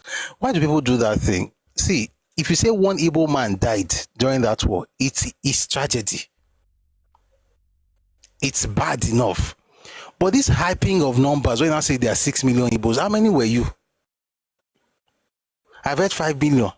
I've heard, believe me, I've heard 7, I've heard 21. Oh, wait, oh, did you die in the future and then you returned? Like, what kind of, I mean, are you time traveling, dying in the future and then coming back? Like, it doesn't make sense. A person dying is bad enough, but you have to hype the number. So when you say 14 million, then you set the ground for so and so, sorry, you set the ground for so and so million people died, and people are like, oh, okay, at least you were 14. You were never 14 million in 1967. No census, even the local census in the East could have given you 14 million. That would be a lie. In fact, that's a lie. Okay, and I know there was a census in 1963 that was contested, but even then, to say that the Eastern region is Igbo is also wrong. You have the Kalabari, you have the Ogoni, you have the Ikwe, you have the Ekpe, you have the Ibibio, you have the Efik, you have the Anangs. You have several ethnicities in that region. So the idea that Kini is not correct. But back to what I was saying. When he said, and we're going to have a session like I said, but when he said that the killings of the northern leaders was what led to the killings of the Igbos, that's not true. It's convenient, but it's not the truth. Let me remind us. The politicians and soldiers, again, they were Northerners and Westerners, and they got Midwesterners as well. But it didn't touch one Igbo politician, and it definitely did not touch any senior military officer from Igbo land. There's a document from the British Archives. I don't like reading some of those things, but one of these days, I think I'm going to bring out one document from the British Archives on what they said after the coup and what they said. And they said this, that they should have killed more so that it wouldn't have looked like it was just Igbo, because they were having that conversation afterwards. See, the British get records about everything that happened for here. We'll just tell ourselves the truth. Those people. Anyway, they killed those people January 15, 1966. Igbos were not killed until May 29. Are you telling me that what happened in January was the reason for the killing in May? The sole reason? If it was the killing of the northern leaders, they would have killed them on the 16th, 17th, 18th, 19th, 20th. They would have started killing them sharp. A lot of things happened between January and May that got the people fed up, and they had to deal with people. And we talked about it here before. In those 4 months, you had people going in. Even in the book, sorry guys, I have to. I'm changing my. I'm going back and forth. Even in the book written by Alabi Sama, it's there. Tragedy of Victory, and it's quite interesting how his book sounds very different from. It sounds different in his book than in the documentary. I've seen him. I've read this book, right? Brilliant work, by the way. I've seen his interviews. Now I'm seeing the documentary. He's a different person. It was the same in the book and in those interviews. He's a different man in the book, and I know why. The reason was because of family. He was interviewed by his blood. And the questions they were posing, from the way they even wrote everything, I mean, I read the BBC report before we started. From the way they wrote it, it was positioning the entire thing to say, you were part of this thing against them. That's what his son said now. That I can't believe that my father was on the other side. Like, what should he have done? Give grace to the man. So you have this thing where he's trying to, sound a bit. He's softer. Let me just put it that way. He's softer in the documentary than in his book and in the interviews. And the reason I would say was because there was family involved. His son and his grandson were the ones interviewing him. And the things he wrote in the book he didn't mention. E.g., in that book he mentioned a man by name, his title was Colonel Abubakar, who talked about what the Igbos had done in the north. How they went in the streets celebrating, shooting guns in the streets, celebrating the death of the leaders in the north, taunting the indigenes, playing loud music, blaring it in their parks. You put that side by side with report for the stuff from Beckoned to Serve by Shehu Shagari, or even from Nnamdi Azikiwe's The Origin of the Civil War. He also wrote a book on that. You put all of that together, and you see what happened between January and May. Every thing in the marketplaces, in the motor parks, even in offices, civil servants were busy just saying, Magash, Shine Maganiku, like it's Gowon, it's Zogo that can knock sense into you. They did banners and posters and flyers and almanacs. They did that for months. The one that actually scattered everything was what happened towards the end of May. Two things happened towards the end of May. First, May 24 was Decree 34. That's when they promulgated Decree 34. After they had consulted nobody but themselves. Came up with Decree 34, nationalize or unit. It was centralized power, and then say, we now own everything. There is no civil services. That's regional. Everything is now federal. It's now national. But what do you use for it now? It's now one. It's single. So everything is under one thing. And then Igbos began to troop to the north. They were already sitting. They now went to release some terrible stuff in, I think it was Drum Magazine or Tempo. Now released, I think it was Drum. Released the article of Drum Magazine for the June edition, where they put Ahmadu Bello in a beer, and he was answering for his crimes while he was alive. Published by none other than Igbo guys. You can read Beckoned to Serve to get more information. By May 29, they began to kill Igbos. So you see a lot of things happen. The taunting, the fact that Ironsi would not court-martial the people or even try them and just kept them in prison while they were watching TV and he was paying their salaries. The fact that he came up with Decree 34, the unification decree, the fact that the people could not just stop being a nuisance in people's own land. I don't know why there's no documentary about what happened to the Hausas in the east or to the Yorubas in the Midwest when Igbos invaded. And I don't like talking about it in this moment because it's going to look as if I'm trying to downplay what happened to the Igbos. But like I always say, when I talk about these things, it's not that I'm not acknowledging the sufferings or the pains of Igbos. What they went through was terrible. It took me a while I had to gather myself together to even get back on the mic after watching the documentary, even though this is not the first time I'm watching it. It has that effect. And that's why I said that Ojuku's plan is working.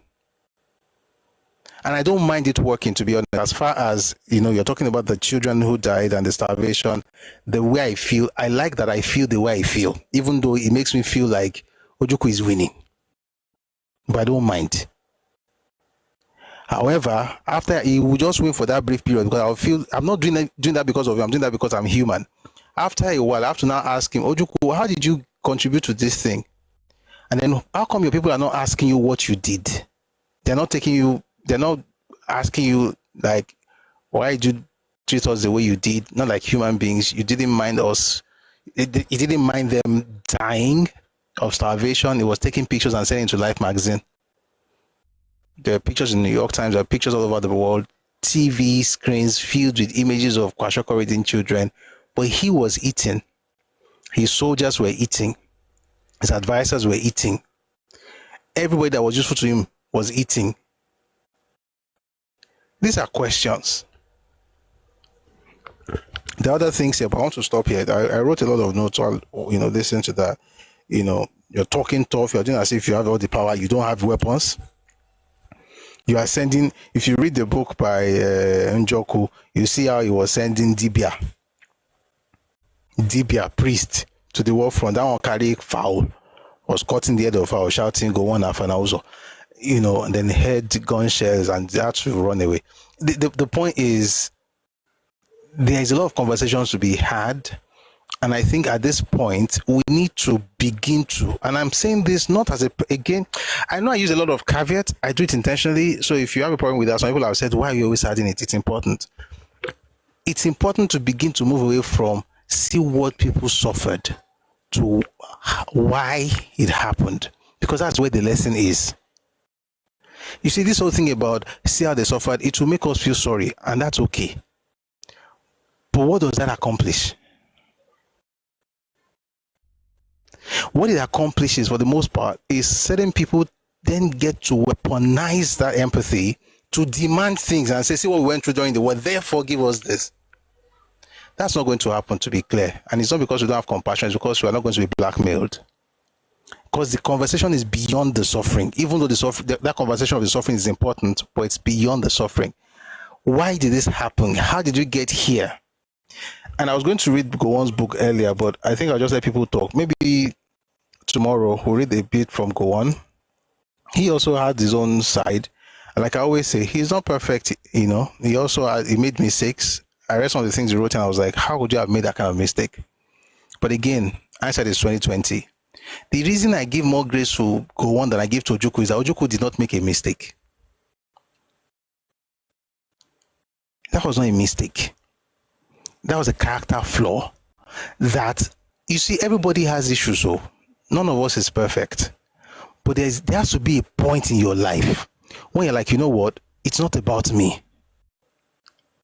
Even if I want something, for the sake of this, I'll just chill. That is my problem with Ojukwu. That ego was crazy, the ambition was mad. That was not a mistake. Gowon made mistakes, terrible stuff that happened, and there's some things that he also corrected, by the way. Especially with what happened in Asaba. There are some things that happened, maybe we'll talk about. He wrote it in this book, by the way. We should get into it at some point. All I'm saying is, if people are going to be free, we're going to have to look beyond, see what happened to me. I understand what happened. It's bad. It's terrible. I empathize, all of that. But that conversation cannot end there. We've got to talk about how it happened, why it happened, who was responsible, when did this thing happen? How can you be having food shortage in 1968? How can you not have a plan for your own people? I mean, you know what? Let's have one or two people speak up on this. Tomorrow we're going to get into Gowon's book, and then on Friday we'll have a full session. But I hope, and I advise you to watch that stuff, because you're going to see, you know, some of the images, of course, that we can't capture just watching. It was heartbreaking to see the elderly man, in fact, elderly men, not just one, cry.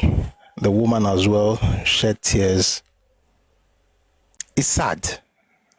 It's sad. So I'm also hoping that people will learn the lesson that it's better to Jojo than to war. Because if you don't Jojo, you go and do war. After your war, you still come and Jojo. In other words, have conversations rather than pick up guns. Because when you're done picking up guns and killing each other, you still have to come back to the table and still talk, which was what happened in the Biafran war. And I hope that Nigerians going forward will be more, you know, intentional about actually engaging the process. Ojukwu messed things up. You don't have an idea. It was terrible. But yeah, someone says here, Abimbola Balogun on Facebook says, sad reality of war, may we not witness another one in our life. Amen. Amen. Amen. And people, you see, when some people say, and I want to, let me say something about Yoruba people for a second, just quickly. And this is not about us, but it's important to mention it. When we say things like Yoruba people, you're not forceful, you're not this, you're not that. Oh God, we fought amongst ourselves. We can't even blame anybody. That's the thing about Yoruba history. There's nobody, because the person you're blaming is still your family member. We fought, I mean, we had the civil war that ran for 16 years. Okay. We've learned to talk more than fight. But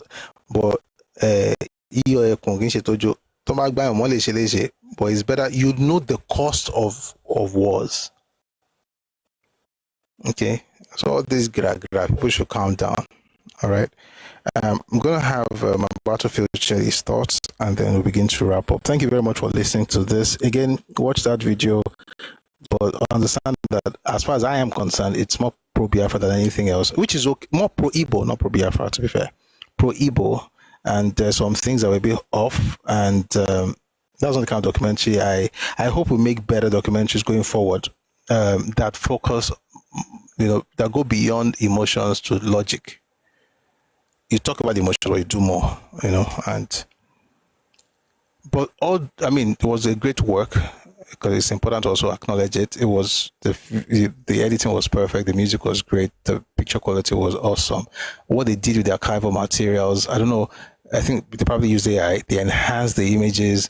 Whether it was Ojukwu, even now or Yakubu Gowon, they enhanced those pictures. It was very good, and the things that everybody said was good from all sides, whether from Nigerian side or from Biafran side. And I hope we learn the lessons from that documentary. All right, let's have. So thank you very much for listening to that. I'm looking at my notes. I don't want to go into it, man. It is well. That's the starvation thing. I was going to talk about it, but not today. Not today. Let's have my battlefield and Bumblebee.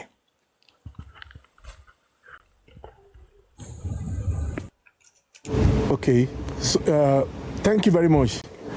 You see, it's quite interesting that when they talk about Biafra, in fact, I don't know why they call it Biafra. To such a civil war, Biafra was never created then. There was nothing Biafra then. But maybe out of respect for them, they call it Biafra Nigerian War. So Nigerian Civil War.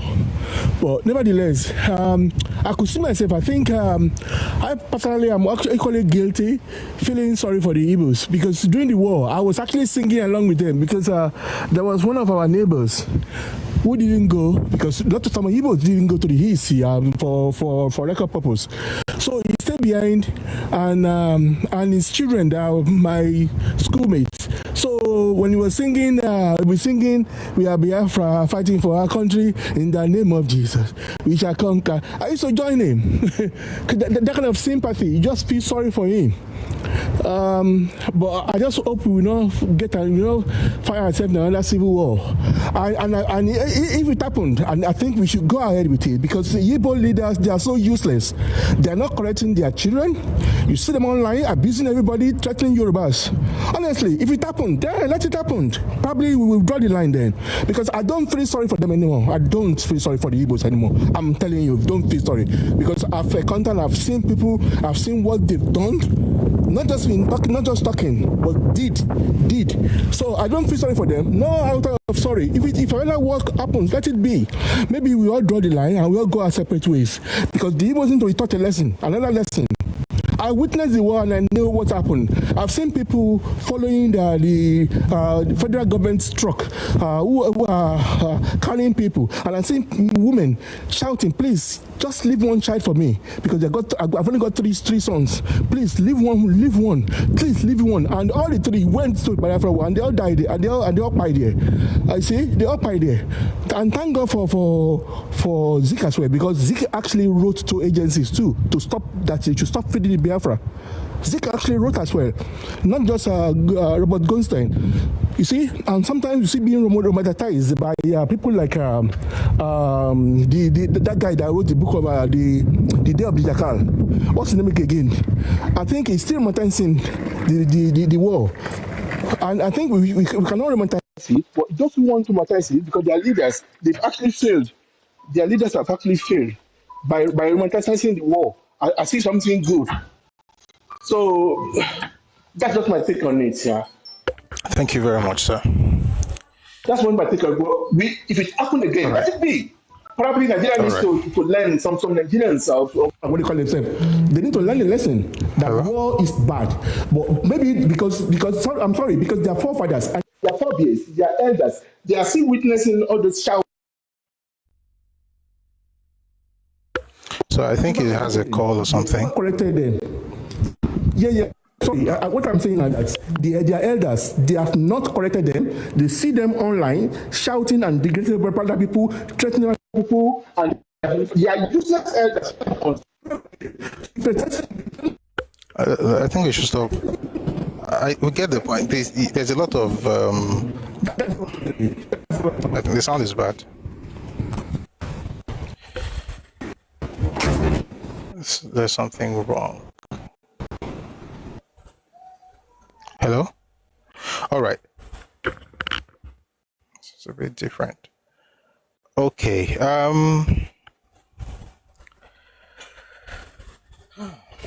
So yeah, it's true. 1 second, there's something wrong. All right, so it's true, what you said. Of course, my battlefield is an elder. He was around during the war. I definitely wasn't there. But here's the issue, right? And I'll read something to you from YouTube. I think to even make my point for me. Please listen to this, and it's a shame. It's a shame. Nicholas says, my uncle's twin brother died from a snake bite because they were forced to sleep on plantain leaves due to bombardment of civilian infrastructure. Every single Igbo person has a story like this in his family. We will never forget. You see, that first bit about your uncle's twin brother, I was actually going to say, hey, I'm sorry. But when you guys say we will never forget, do you think you are threatening somebody? You will never forget stupidity, Lense, because you are not talking about. See, all this, me, I'm tired of all this we will never forget thing, because it doesn't make sense to me at this point. Because we will never forget should make us make sure that it doesn't happen again. Not like we will never forget as if you want to come and do something. And I see it everywhere. That's how you just make him out. See what happened. We'll never forget. Okay, forget, we wait. The conversation is bigger than all this. In fact, let me read the other things you wrote, because so people will understand why I'm talking like this.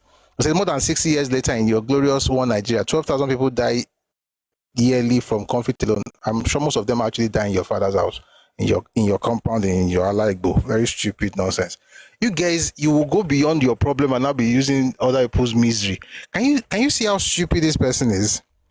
Here I am talking about the challenges, the suffering in Igbo land, and I'm talking about how it was bad, and I'm trying to show empathy. This fool comes here to talk about people dying in a part of Nigeria, and that actually is supposed to be something that he wants to celebrate. You're an animal. And that's why you're always calling Nigeria zoo, because you think that Nigeria is like your cages where you come from. Very stupid nonsense. Because I'll forever be proud of my grandparents for the sacrifices they made. Okay, the sun will rise again in the east. Orunti ku, Orunti war. You know what they call Orun war? The sun has set permanently. The only thing that has rising sun right now is zero beer. You come here and you are trying to even shake it, and somebody will come and think that this is not the kind of platform you can come and write rubbish. The sun will rise again. The sun is going to rise tomorrow morning. It has nothing to do with Biafra. Where was I? We are here trying to even show empathy. You now come and turn everything around and where were we? Okay. I think maybe my battlefield's mic is this. Actually, I think that's the problem. Hello? Okay. Everybody will be all right. Mr. Dungu says, below is one Ijaw woman's response to the BBC production. I'm looking forward to that, sir. This one-sided narrative of see what they did to me is just nonsense. And the reason I talk like that is because of this clown that's talking in the comment section. Here I am trying to balance things, then he comes and center themselves. Rather. Let's have Bumblebee, and then I'll read what Mr. Dungu is about to type. Good evening, Bumblebee. Good evening, Prof. Ẹkáàbọ. Yes, sir. The truth is, I saw the documentary the last time you mentioned it, and I could barely watch it halfway, If I had not had the knowledge about everything that happened, prior to now, maybe I would have felt some kind of pity for them, but to be honest, a lot of education, and one of the things that kept me on coming back to this platform, I don't use TikTok for anything else. Anything I use TikTok for is to watch and contribute on this platform. The quality of knowledge here, and what also made me stay is the sort of legitimacy that this platform has. You don't just say things from your head or from head knowledge or from assumption or presumption or anything. You literally take the time to read the books, and not just any kind of book. You also take time to narrate the legitimacy of the books. Who were the participators? What's the legitimacy of the person that wrote this book? Were they there? Was it a first-hand account of what happened there? You know, those were the things that really made me stay on this platform. Usually, I don't watch anybody's live and all. And when I saw the video by this rubbish of a documentary, I don't know. If you go and look at if you, and this is what I do. I try to look at legitimacy of a thing before I engage or commit myself to it. I'm sure if you go now and look at the payroll of BBC Africa, BBC Nigeria, and all those people that their office is here in Ikoyi, I'm sure you have a lot of Igbos on their payroll. For them to let that kind of rubbish fly and get to YouTube without them properly scrutinizing it and giving it the kind of robust detail that is needed. It was so irritating. I couldn't swallow it. You have people that have no sense of accountability. These people, and you know, a lot of people, Nigeria is a very, very big Kinemakwe. I would call it a cocktail of people, a cocktail of cultures, a cocktail of personalities and values. You know, you deal with these people every day. It's the same attitude. They have no account. You do business with them. They want to cheat you. You work for them. They don't want to pay you on time. They don't want to pay you. They don't want to pay you the right amount. You know, they just want to strong arm you every corner. You know, people that have done things that they have no sense of accountability of how did I contribute to make things this bad? What could I have done better? You know, you don't have that kind of conversation. I have no pity for them. You work for them, they won't pay you. You employ them as workers. My family employed lots of them. They will connive, they will complain, they are always complaining. You will always find them where they are complaining. They are complainers as a people. So I'm not really moved by anything that is happening in that documentary.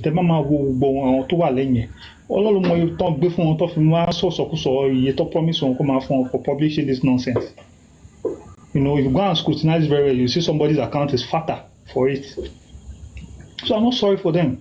I don't feel sorry for them at all. And the truth is, you know, there was a time on this platform when they were really touchlighting the issues of insecurity in Nigeria, and I was like, look, I'm taking the temperature of what is happening in Nigeria, and the insecurity is feathering down south. It's coming towards southwest, and it's here now. God forbid. Hopefully they are able to, you know, curtail the whole thing and everything. It's coming. It's no longer, and their own people, the Fulani leaders, they are not coming out to say anything. The Emir is not speaking against it with their spiritual leader and all that, and their cultural and traditional leader.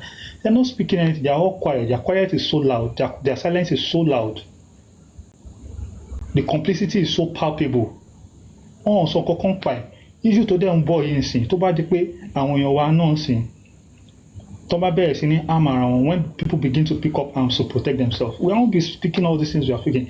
These people that refuse to take accountability, they are cooking things, and they are coming to a point where they will be asking for reparations. Issue ńlá ló máa jẹ́. That is where they are going with all this propaganda they are pushing. That's the end point of where I'm going to. And that's what happens as a people. You finish secondary school, you don't think to get higher education and all that. You go and someone to be taught mama core business. Now they have money, but they don't have sense. People they have money in their pocket, but they don't have sense. And it's not like they have that much money, no.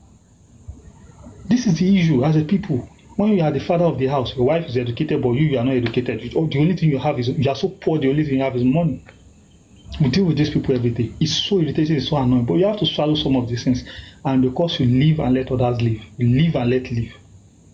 But the way things are going, when they begin to push reparation and propaganda, and people don't come out to counter all their nonsense claim, and the thing is brewing now, and that is where they are going. I can see the handwriting on the wall. Thank you very much, Prof.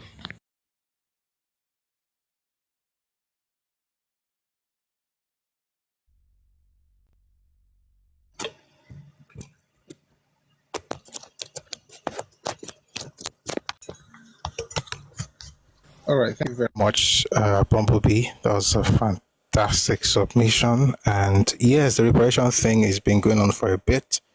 Some people are even, trying to love the conversation with some interesting characters on one of those platforms. And I mean, first it was during the Puta panel when they asked for 8.6 trillion naira, and then last year when they asked for 10 trillion. And the stupidity in that argument is that the people you kill are the ones who produce the most oil in Nigeria. So are they going to be the ones, their descendants are the ones who produce the most oil. So are they going to pay you for killing their parents? And we also have to understand the fact that this war that we're always discussing is not just Nigeria versus Igbos. A lot of people were caught in the crossfires, particularly the eastern minorities. And when Ojukwu's men, led by Victor Banjo, invaded the Midwest, the minorities in the Midwest also got caught into it, got in the whole thing. And also the Yorubas who were in the Midwest and those in Ore, they were also caught up in this whole thing. It's not just this thing of Nigerian army went to Biafra land, just be killing people. The story is too reductive, it's too pedestrian in the approach that people. I'm not saying this particular documentary, I'm just saying the perception of the generality of the people. It's as though you have this innocent folks, and I'm not saying the people were, for the most part, they were just, it's like what Nelson Otta said in his book, they were feeding on the fanfaronade of Radio Biafra, just propaganda, shani. A lot of people died who were not heroes. People, and thankfully, this is the beautiful thing, right? People are beginning to speak up. There are books and papers being written, and we will read them so that we understand that this thing is beyond one group. But again, like I always say, that does not mean that one group suffering is not reduced, because some people think that if they're not the main character, then there's a problem with the narrative. And that's a very funny way of thinking, especially when the main character who played victim in one particular, scene of the play is actually the aggressor in another scene. But because you don't want to be the aggressor, say, just leave me with that scene where I was the victim. That's not how life works. Someone says it on TikTok, Dr. Badru says the documentary establishes that one fee Owokekeregba Banla. Yes, that was with the invasion of the Midwest. Lagos to God says they killed lots of Benin people. That's true.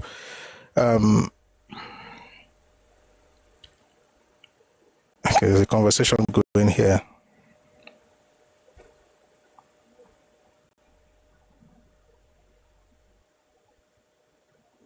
Oh boy, people are having a ball in the comment section on TikTok. I'm wondering which one am I going to read first.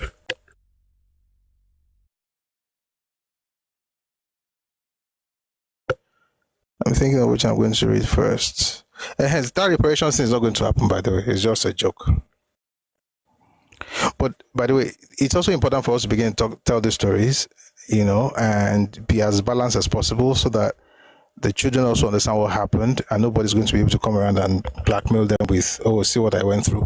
The person that was chatting me up, that was arguing with me actually, with a lot of insults, was saying how they didn't get anything. I was like, that in the US there was Marshall Plan. Like, yes, the US, after the World War, there was Marshall Plan. Yes, there was Marshall Plan, but we also had 3 hours. And you can't tell me it did not work. Interestingly, before the Marshall Plan, there was a Treaty of Versailles that Germany had to pay reparations. Germany was the one that lost, and Germany was the one that was made to pay. In reality, it's Igbo that should have paid Nigeria reparations. If we're really going by, the Senate climb thing that we talk about. If we really want to go by the Senate climb thing, it's actually, Gowon did a lot of good though. It's just that people don't respect it because people prefer, how some people say that certain people like bad boys, some girls like bad boys. That's how the world works. It should be soft when you need to be soft, but if you are too soft, they'll take it for granted. The world made sure that Germany had to pay to rebuild parts of Europe after the war, despite the fact that Germany was the one that lost though. Germany was one paying reparations, not just to the Jews, but to Europe. particularly the western part of Europe. They were paying, meanwhile they lost. So if they now say, oh, want to help you guys through all this, and I saying they did nothing for us, I'm like, nobody owed you anything. It was magnanimity, it was benevolence that you should be grateful for. I don't know why people think that, But yeah, everybody will be all right. So I'm saying I'm quiet a bit because I'm reading, and I think there's so many things I cannot read out in our comment section, but it is well. Yoruba greatness says the British can be biased. Anybody can be biased, and it's okay. See, it's okay to be biased as long as you are not going to tell others not to talk about the part that you're not talking about, which is where the problem usually lies. New Era on YouTube says, God bless our Lord and our parents for defending Yoruba land from Ojuku's greed. We have to talk about these things. How Ojuku wanted to take Yoruba land. Gowon talked about something in his book, in the lines with what Anthony Nauro had said in 1968, that after the war, the documents they found, the map of Biafra that Ojuku had was not just Igbo land. It was not just former Eastern region. It was the entire South with plans to take over the entire country. And when you read his letter, the letter he wrote to Victor Banjo in August of 67, you find it in the book by Fadeton Ogunsheye. The book is called A Break in the Silence. When you read that letter, you see what Ojukwu was trying to do, particularly for Yoruba land, to take Yoruba land from Lagos to Jebba. He wrote it there, and to occupy the place. The guts, the effrontery, the audacity, that's the man that they're saying that his ambition and his ego, I mean, that's the bane of his existence. Who is the next? New says, I have an uncle who was killed at Onitsha after a stray bullet hit him. He was a policeman and they were taken there to secure the town after it was captured. Many Modakeke policemen died in Biafra. Sad. Dayo Adelugba on Facebook says, there must be a huge, deliberate and carefully planned reorientation of the Igbos, especially the young ones. They are ill-informed and very arrogant about their emptiness. They perpetually push a victim's narrative. If you're not properly informed, you will never believe they started the fire that consumed everyone. Even bystanders were victims of the evil they planned and orchestrated, riding on stupid ego. That's from Mr. Dayo Adelugba. Thank you very much for that, and that's true. I mean, you still see it even on social media. See, whatever, if you are shocked by some of the things you hear on social media, all you have to do is just read some history books, and I can recommend some. You think that you are living in 1967 or 66. It's the exact same thing on social media. It's just louder now. And that's what happens when you don't discuss what led to the events. When you stay with, see what they did to me, you have not discussed what you did that led to the wala. Therefore, the next generation has nothing to learn. All they just continue with is see what they did to me. Everybody will be all right. Again, to be clear, it's a rule. It's not an Igbo thing. It's a natural thing. If you do not take stock of your role in events, you will most likely repeat that mistake. And if you don't, you have no lesson to pass to the next generation. They will repeat your mistakes. And it's sad. Niera says, if they had no education but Christian faith in God, at least they would have produced God-fearing children. They don't even give their children ordinary home training. No, they do. I mean, there are people that have home training. It's just that these loud ones, and that's the thing. The silent ones may be good, but if you are silent, you're not really useful to go on because you have something to gain from whatever it is that comes to your people based on the loud voices, even if the loud voices are evil. So the good ones who are silent, I think they should also speak up, if for nothing, at least raise the next generation that will be, balanced. Nobody's saying don't talk about your pains, but if you notice you're talking about what the Midwest went through or what people in other places went through, and there's people shouting, hey, don't talk about it, you're a bigot. I'm like, are you insane? You don't want to hear what you did to others. That's not life, oh. May God bless everybody. Someone said they still have that ambition till date. I hope not. I hope not. I hope people actually get it. You know, Mr. Dungus, I've been looking for that stuff for. Please, could you send me the link on? Maybe I'll just play. It could be the last thing we do before we go, or we just go to the anthem if we don't get it. Mr. Dungus, please, could you send me the link on, like, in my DM, please? Then I'll probably just play it.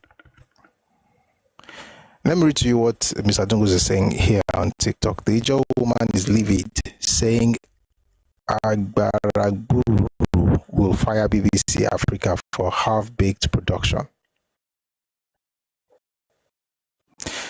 That production is actually pro-Igbo. And you know, the crazy part is when they were making that stuff, people miss it because the names or Yoruba names, Meji and Leko.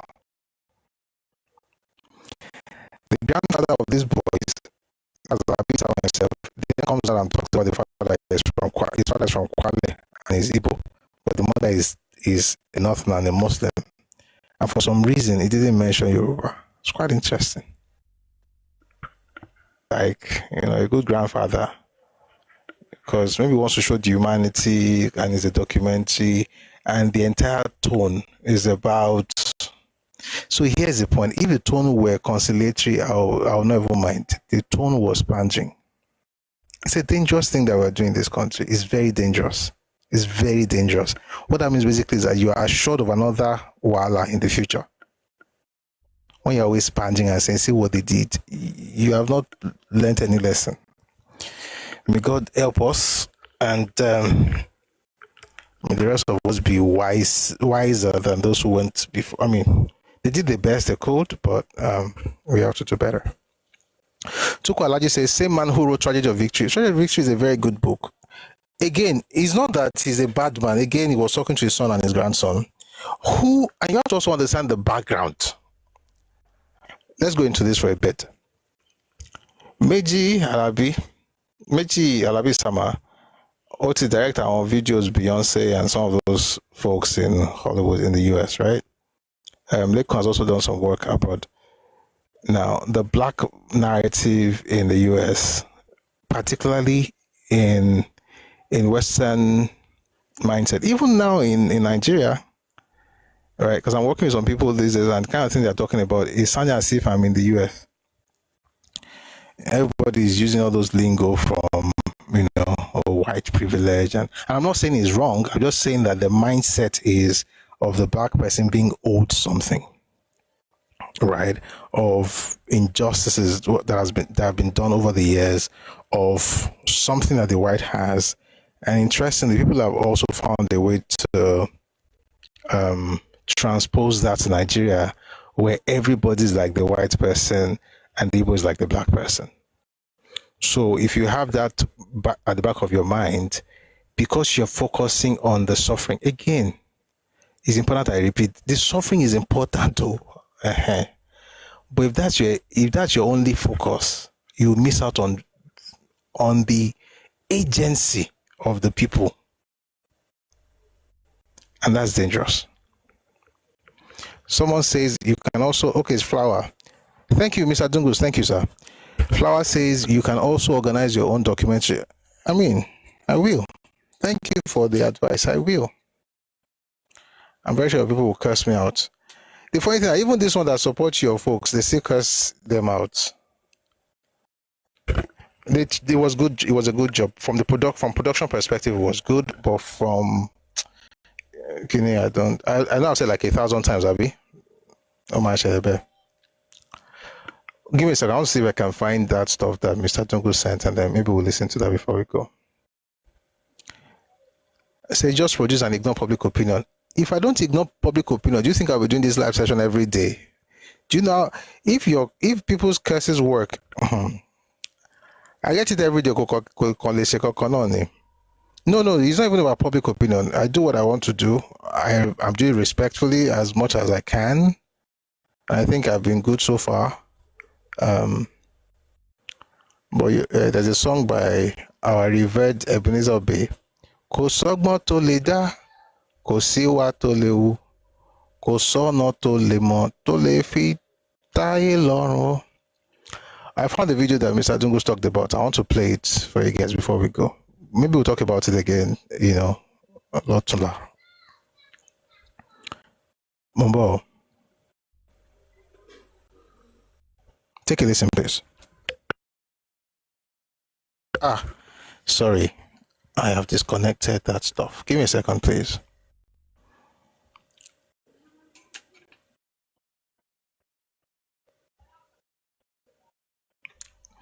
Okay, this is the video he mentioned earlier. So please, let's take a listen to this. We'll review it when we have our next full session. Take a listen very quickly.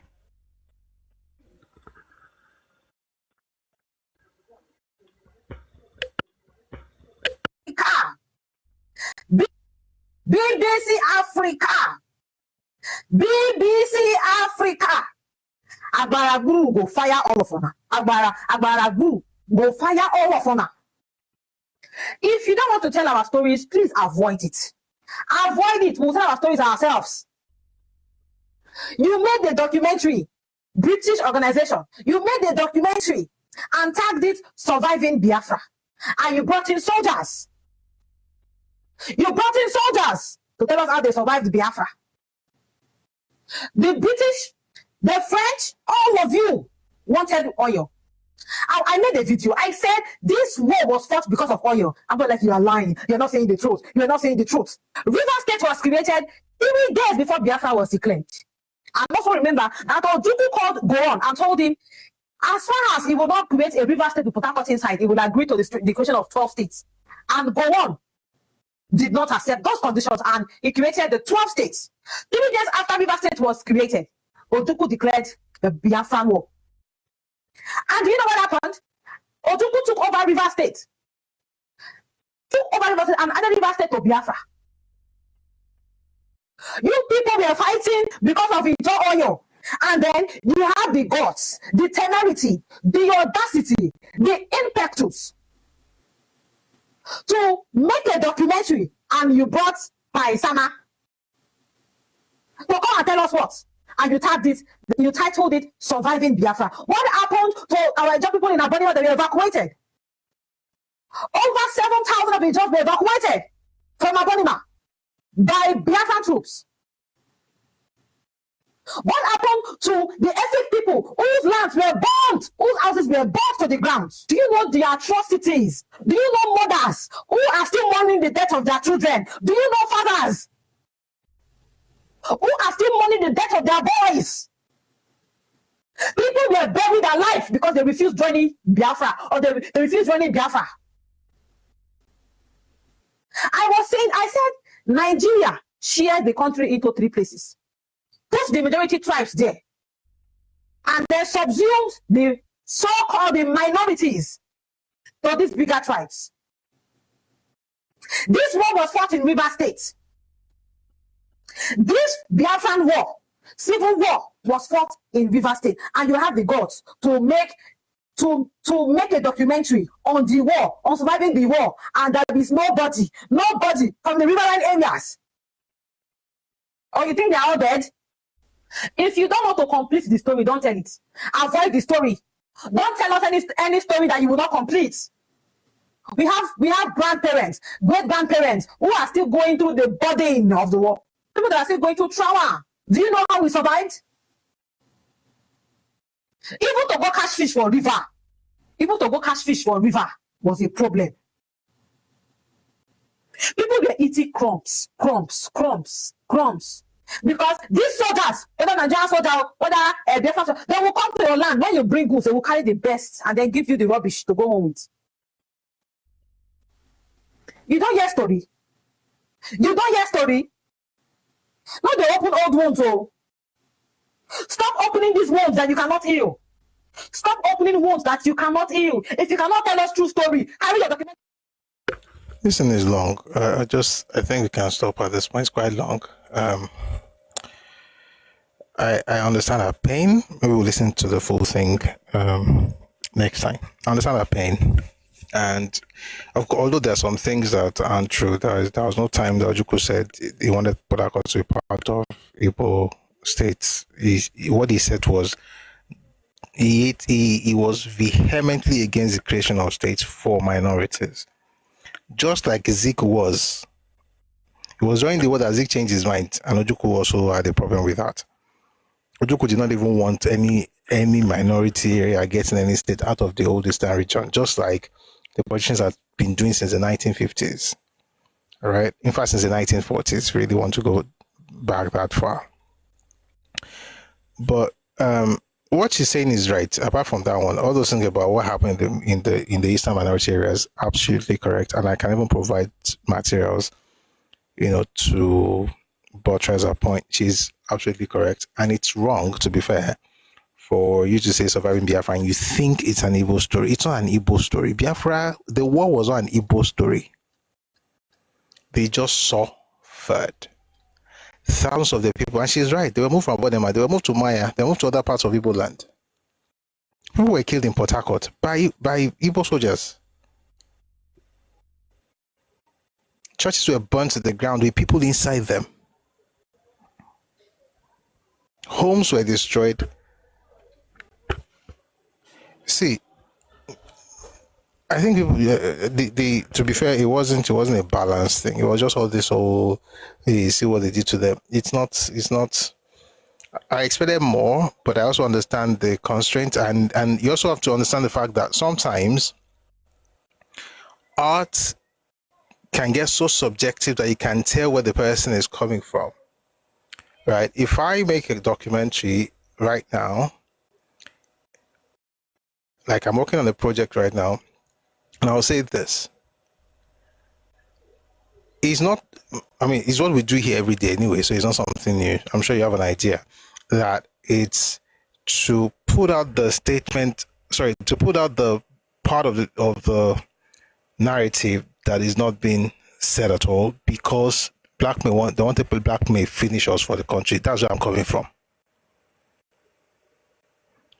But I'm gracious enough to acknowledge the pain of the other side, but I want to balance it so that the black men don't go choke us. That's where I'm coming from. But I come from the place of, see what happened. My grandfather was part of, he wrote it inside that BBC report. My grandfather was on the other side, and these people and people were hungry. It's as if you are trying to make up for what your grandfather did or what your father did fighting in the war, which is absolutely ridiculous considering the fact that you were not there. You don't understand the context. But war is bad, Sha, and hopefully we have all learned and will not have that kind of event again in our history. I'm going to like to call it a day today. I've had a great time hanging out with you. We'll be here on Thursday, 4 p.m. If time, West African time. If you're joining us for the first time, we do have these sessions every weekday, Mondays to Fridays, 4 p.m. if time, West African time. So, Socialist King said you can do it now. Of course, I will. I'm just saying that my perspective is based on the weaponization of empathy. However, I'm still guided enough not to jettison the empathy, to still acknowledge the pains, but I will now set the record straight. But the other guys, these guys clearly are trying to make up for something. The phrase, I can't believe my grandfather or my father was what? Is the funny thing is the mindset of white people is the mindset of many young Yoruba people as well. It's as if they are trying to make up for something. They're trying to appease. I don't know how human beings became gods. They're trying to appease certain people and trying to make up for what their fathers did. Like, what are you talking about? You are too comfortable. That's why you think you have that luxury. There's nothing to pay for as a Yoruba man. I don't owe anybody anything. I don't owe anybody any apologies. I will respect you. I will show compassion. I'll show empathy. until you begin to weaponize it, then I'll withdraw. Well, I won't even withdraw it, to be honest, because I'm still a Christian. So I will still show empathy, but you cannot. I think this is where people actually get very irritated with me. This is where they really get irritated, because when they push, I will still show the empathy, but once you get to that line and you cross it, I'll just come back when you fire. Like, how can you be like this and be like this? Because I'm a human being who has sense. I can be compassionate, but there's a line you can't cross. When you start saying things like, see what they did to me, all you Nigerians are like, something's wrong with you. Your head is not correct. That doesn't mean I have. Meanwhile, you have never asked the question, who is responsible for the fact that your parents died of certain things? You've got to ask that question. And when you mention Ojukwu, you have to be bold enough. If you're not a coward, you have to be bold enough to say, this person did it and it's wrong that he did it. There's nothing you're going to do. You're not going to go back. You're not going to exhume him and judge him. But you've got to acknowledge it so that you don't repeat it, because people are going to repeat it. Listen, and I'll close with this statement. If the country continues with this kind of narrative that panders, you will never have an end to Nnamdi Kanu's. You have many Ojukwus rising up in every generation. While Ojukwu was alive, Ralph Uwazurike rose. Abi? Later on, it was Nnamdi Kanu. Then Simon Ekpa. Then there are many Kiniko Angel, Gentle Jack. There are many now. They will continue to rise because they will feel, and whether you agree that they are right or wrong, because of the narratives they've been fed with, they will feel that the country owes them something, and they will also preach, which is what I see on social media, that they need to have that Biafra. Listen, they should get that Biafra. God let them have that Biafra. Open up, give them wisdom that will get them that Biafra. I really wish they could have it. The kind of suffering they will suffer, but they should have it. They must have it. Or if you have given us the Biafra, they should have. I don't even. If, and this is what Anthony Nauro said in '68. He said this in Addis Ababa. He said that if we went to grant them Igbo-stan, that's the word he used. You know, those days you had Pakistan, Afghanistan, Tajikistan. So the stand things was, you know, the rave at the moment, at that particular point in time. So he said, if we're to grant them Igbo-stan, they said no to that. They wouldn't even take it. Igbo-stan essentially like, I have your Igbo nation as a people. If what you really want is that freedom, how come you said no to that? Because it wasn't about that. It was about the resources of other people. And so when they say it was an oil war, of course it was an oil war, but it was even beyond that. It was oil, it was land, and more. We've treated it, you know, in previous sessions. The war had nothing to do with the fact that people were suffering somewhere. That's the reason now declared Biafra. The man that declared Biafra has been planning to declare his own nation since June of 1966. That's more than 1 year before the war started. Read Ojukwu's Rebellion and World Opinion. It's on our Telegram channel, Redomi Global. Go to learning material. Read that book. Maybe it's even help for everybody. Read that book. If you finish, I have others to recommend. It's free. This particular one is free. Redomi channel. If you want to, the ones you buy is on Redomi Books, but this one is Redomi Global. Please read it. The man had a plan. And this is what Graham Douglas, the book was written by Noble Graham Douglas, who was the Attorney General of the Eastern Region.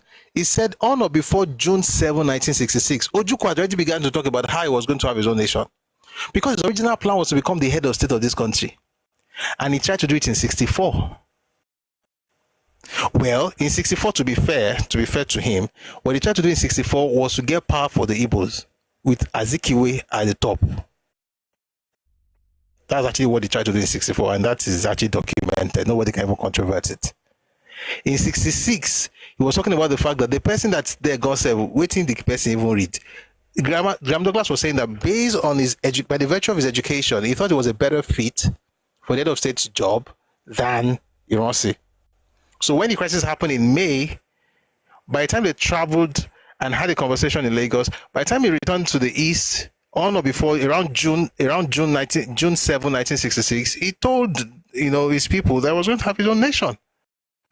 At this point, there was no counter coup, let alone counter coup would now happen July 29, and then the Northerners killing Igbos in August, the Easterners killing Northerners towards the end of, around that August as well, and then the Northerners now unleashing hell between August and September.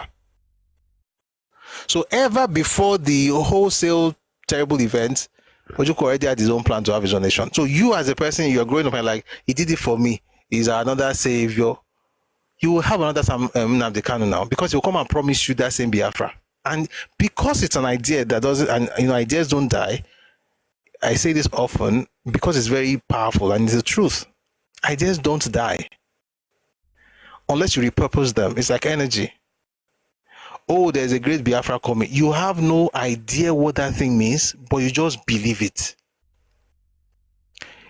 If we don't hold the mirror in front of all of us, including Nigeria, the mistakes Nigeria also made has to be mentioned. But we have to hold the mirror in front of all of us. We look in that mirror and we see our mess, and then we find a way to fix it. If we don't do that, there will be no end to agitation in the Southeast, and there will be no end. ESN was curbed to a particular point. Now it will still come back, and I'm not praying it comes back. I'm just telling you, it's just basic common sense. Based on patterns, you can tell what's going to happen. So we need to have that conversation. Not to castigate anybody or reduce anybody, but if you have to learn that lesson, all of us must learn. We're gonna learn. Don't play. That's what our guy says, Abi. Don't play. You're gonna learn. We'll not learn the hard way in Jesus' name. Sure. But I really hope that they have that Igbo government. So that Biafra, but that Biafra can never be anything more than Igbo nation, shall. And I wonder why, even in 2026, they still don't want Igbo nation. Look at the nonsense map the ECPA released, 40 states. The clan was adding Kogi, Benin, Calabar, Akwa Ibom to their state. Why can you not just open your brain and create a nation for yourself in your own space? It's like a leech, like a parasite, trying to find a way to hold on to the host. And when they all say, leave me alone, say you're a bigot. It is well.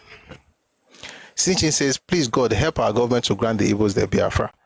Their representatives need to push for it. And may God give them that grace to push for it. They need to have that nation. They need to have that nation.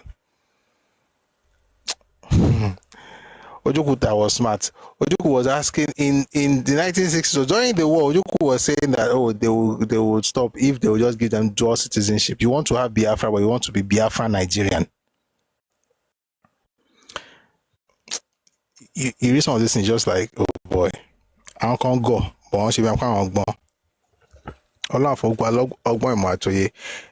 heart goes out to the people who lost their parents, and let me end on this note. Was a sad scenario, sad issue.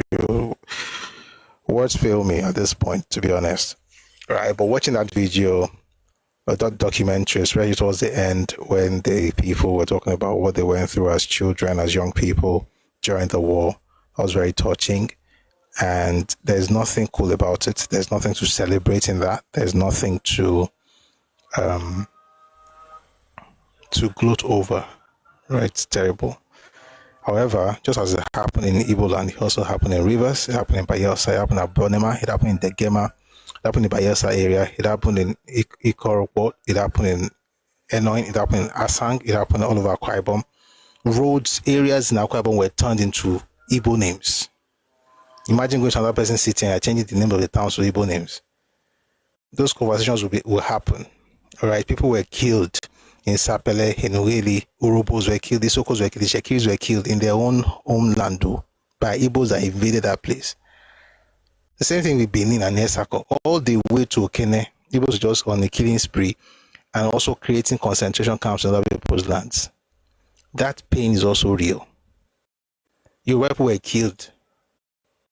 It was so bad that even Lepers colony, Igbo soldiers went there and killed Edo and Yoruba people. And that's by Osiomo River in Edo State. There's nobody really won in the sense that the generality of people in terms of the psychological effect. But at the end of the day, Nigeria won that war, and they should have actually celebrated that because it was important. Should have helped the losing sides to somehow heal. When Germany lost the war, nobody said Germany was no victor, no vanquished. Germany was a loser, and Germany was subjected to heavy punitive measures that included payment of reparations to the rest of Europe and to the Jews. But these ones, nobody told them to pay the Eastern minorities, and nobody told them to pay Nigeria. And that's why we have the people's children coming out, just being a nuisance, asking for reparations from people that they killed. Absolute nonsense. So yeah, the pain is real, but so is the pain of other people, and those stories will come out, and people have to acknowledge it. And Nigeria must get to the point where we can actually hold that mirror in front of everybody and say, listen, nobody will pass, right? But we've got to fix this and build a better country. May God bless Nigeria. May God bless every ethnicity in this country. And may we never see a war in this country. Even this banditry that's happening right now, people with they suffer and they know say no, it's not easy. People in IDP camps, ask them questions, watch interviews and documentaries. Ordinary IDP, and I don't mean ordinary in the sense that, I mean, it's not even full-blown war. Imagine what war would look like. Please, I want to stop. I want to say something before we go. I was going to end on this very positive note and end it, but I think I have to respond. You cannot help being like, you're just who you are. You said South-South is a geopolitical zone. At least find out the meaning of geopolitical zone. Are you talking to me or somebody else? Okay, somebody you are talking to. Okay, let me just leave you alone. Let me leave you alone. But I'll say this.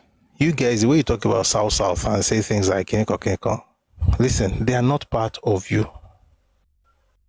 They are not. And people say things like there's nothing like South-South. Well, there's nothing like Middle East. But there exists. There's nothing like North Central. But it exists. It's a nomenclature.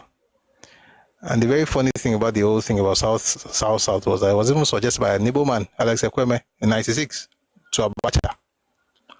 The 6 geopolitical zones and the names they bet today, actually the brainwork of an Igbo man.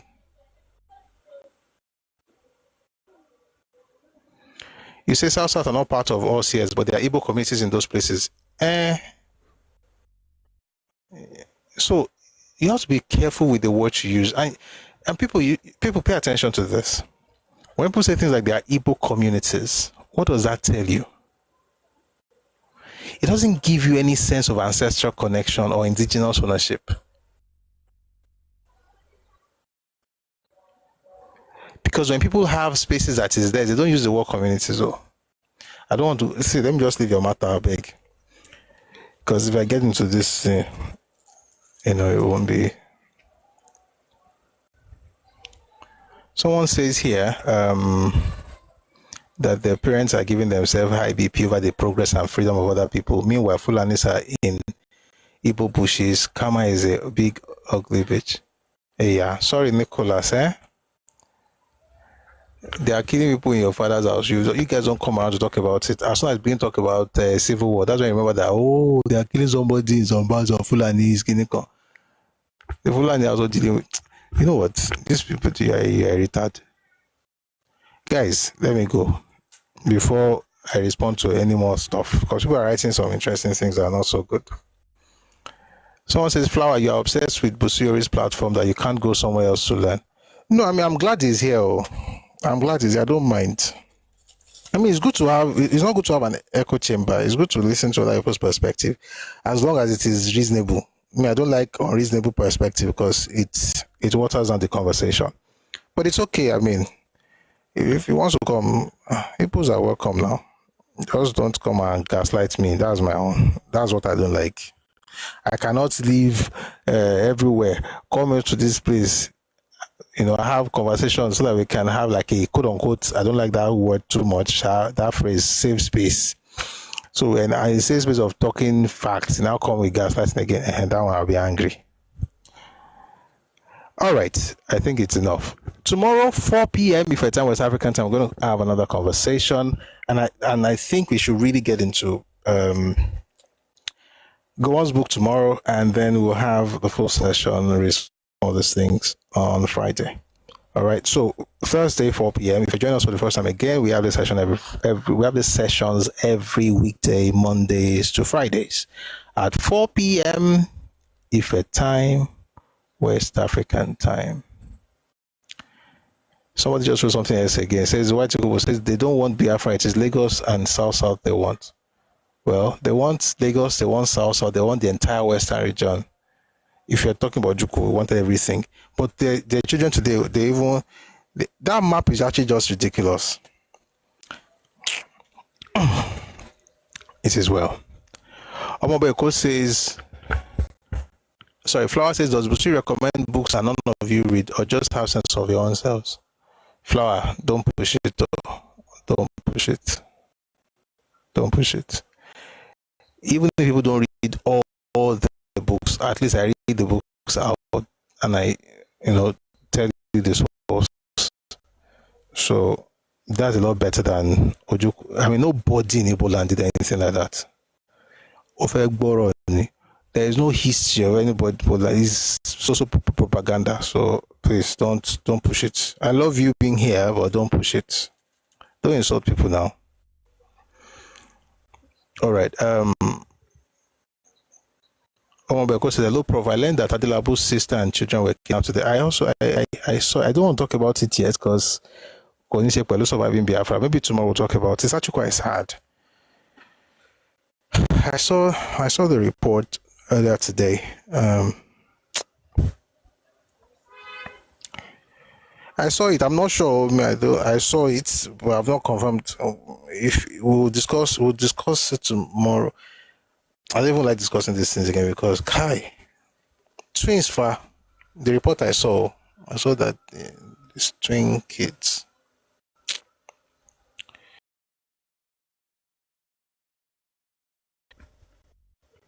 Olumiwa says, please, pass off the. I'm not working on a documentary. I say I will work on something. I'm not saying I'm working on a documentary. But I will at some point. Apparently, we have to. Thank you very much for being part of today's session. All right, we're going to listen to the anthems now, the Nigerian anthem and then the Yoruba anthem. Thank you very much.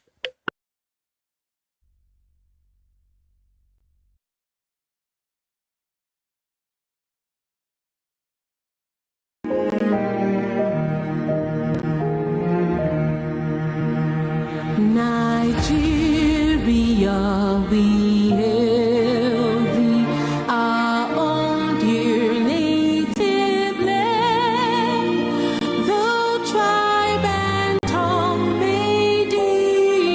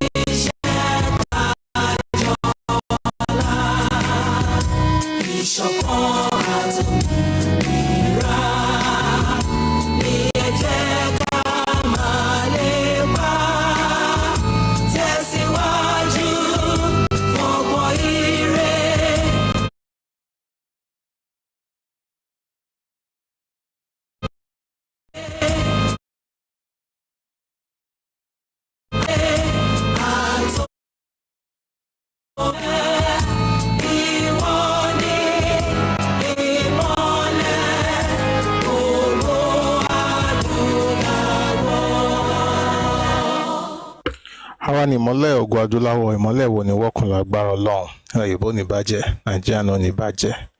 Ilé wa àti ọ̀nà wa kò ní bàjẹ́. May God bless Nigeria. May God bless Yoruba land. May God bless you. May God bless your family. Everybody who has power tapped. We got to 197. I think we can make it to 200k before we go actually. But we got to 197.2k likes right now. Thank you very much for your support on TikTok. All right. For those on YouTube, thank you very much for being here. Thanks for liking the live and for sharing as well. I'm glad you came. I'm sure you had a great time. Thanks to folks on Facebook and on Twitter and Twitch as well. All right. Thanks again. We'll see you again tomorrow. If we don't get 200 today, we'll get to 200 tomorrow. Maybe we won't surpass it. But thank you very much for your support. So 4 p.m., if we're time West African time, we will meet on Thursday to have a lovely, lovely evening. I don't know the person's name. All right. Talk to you later, everybody. Good night. Esheo.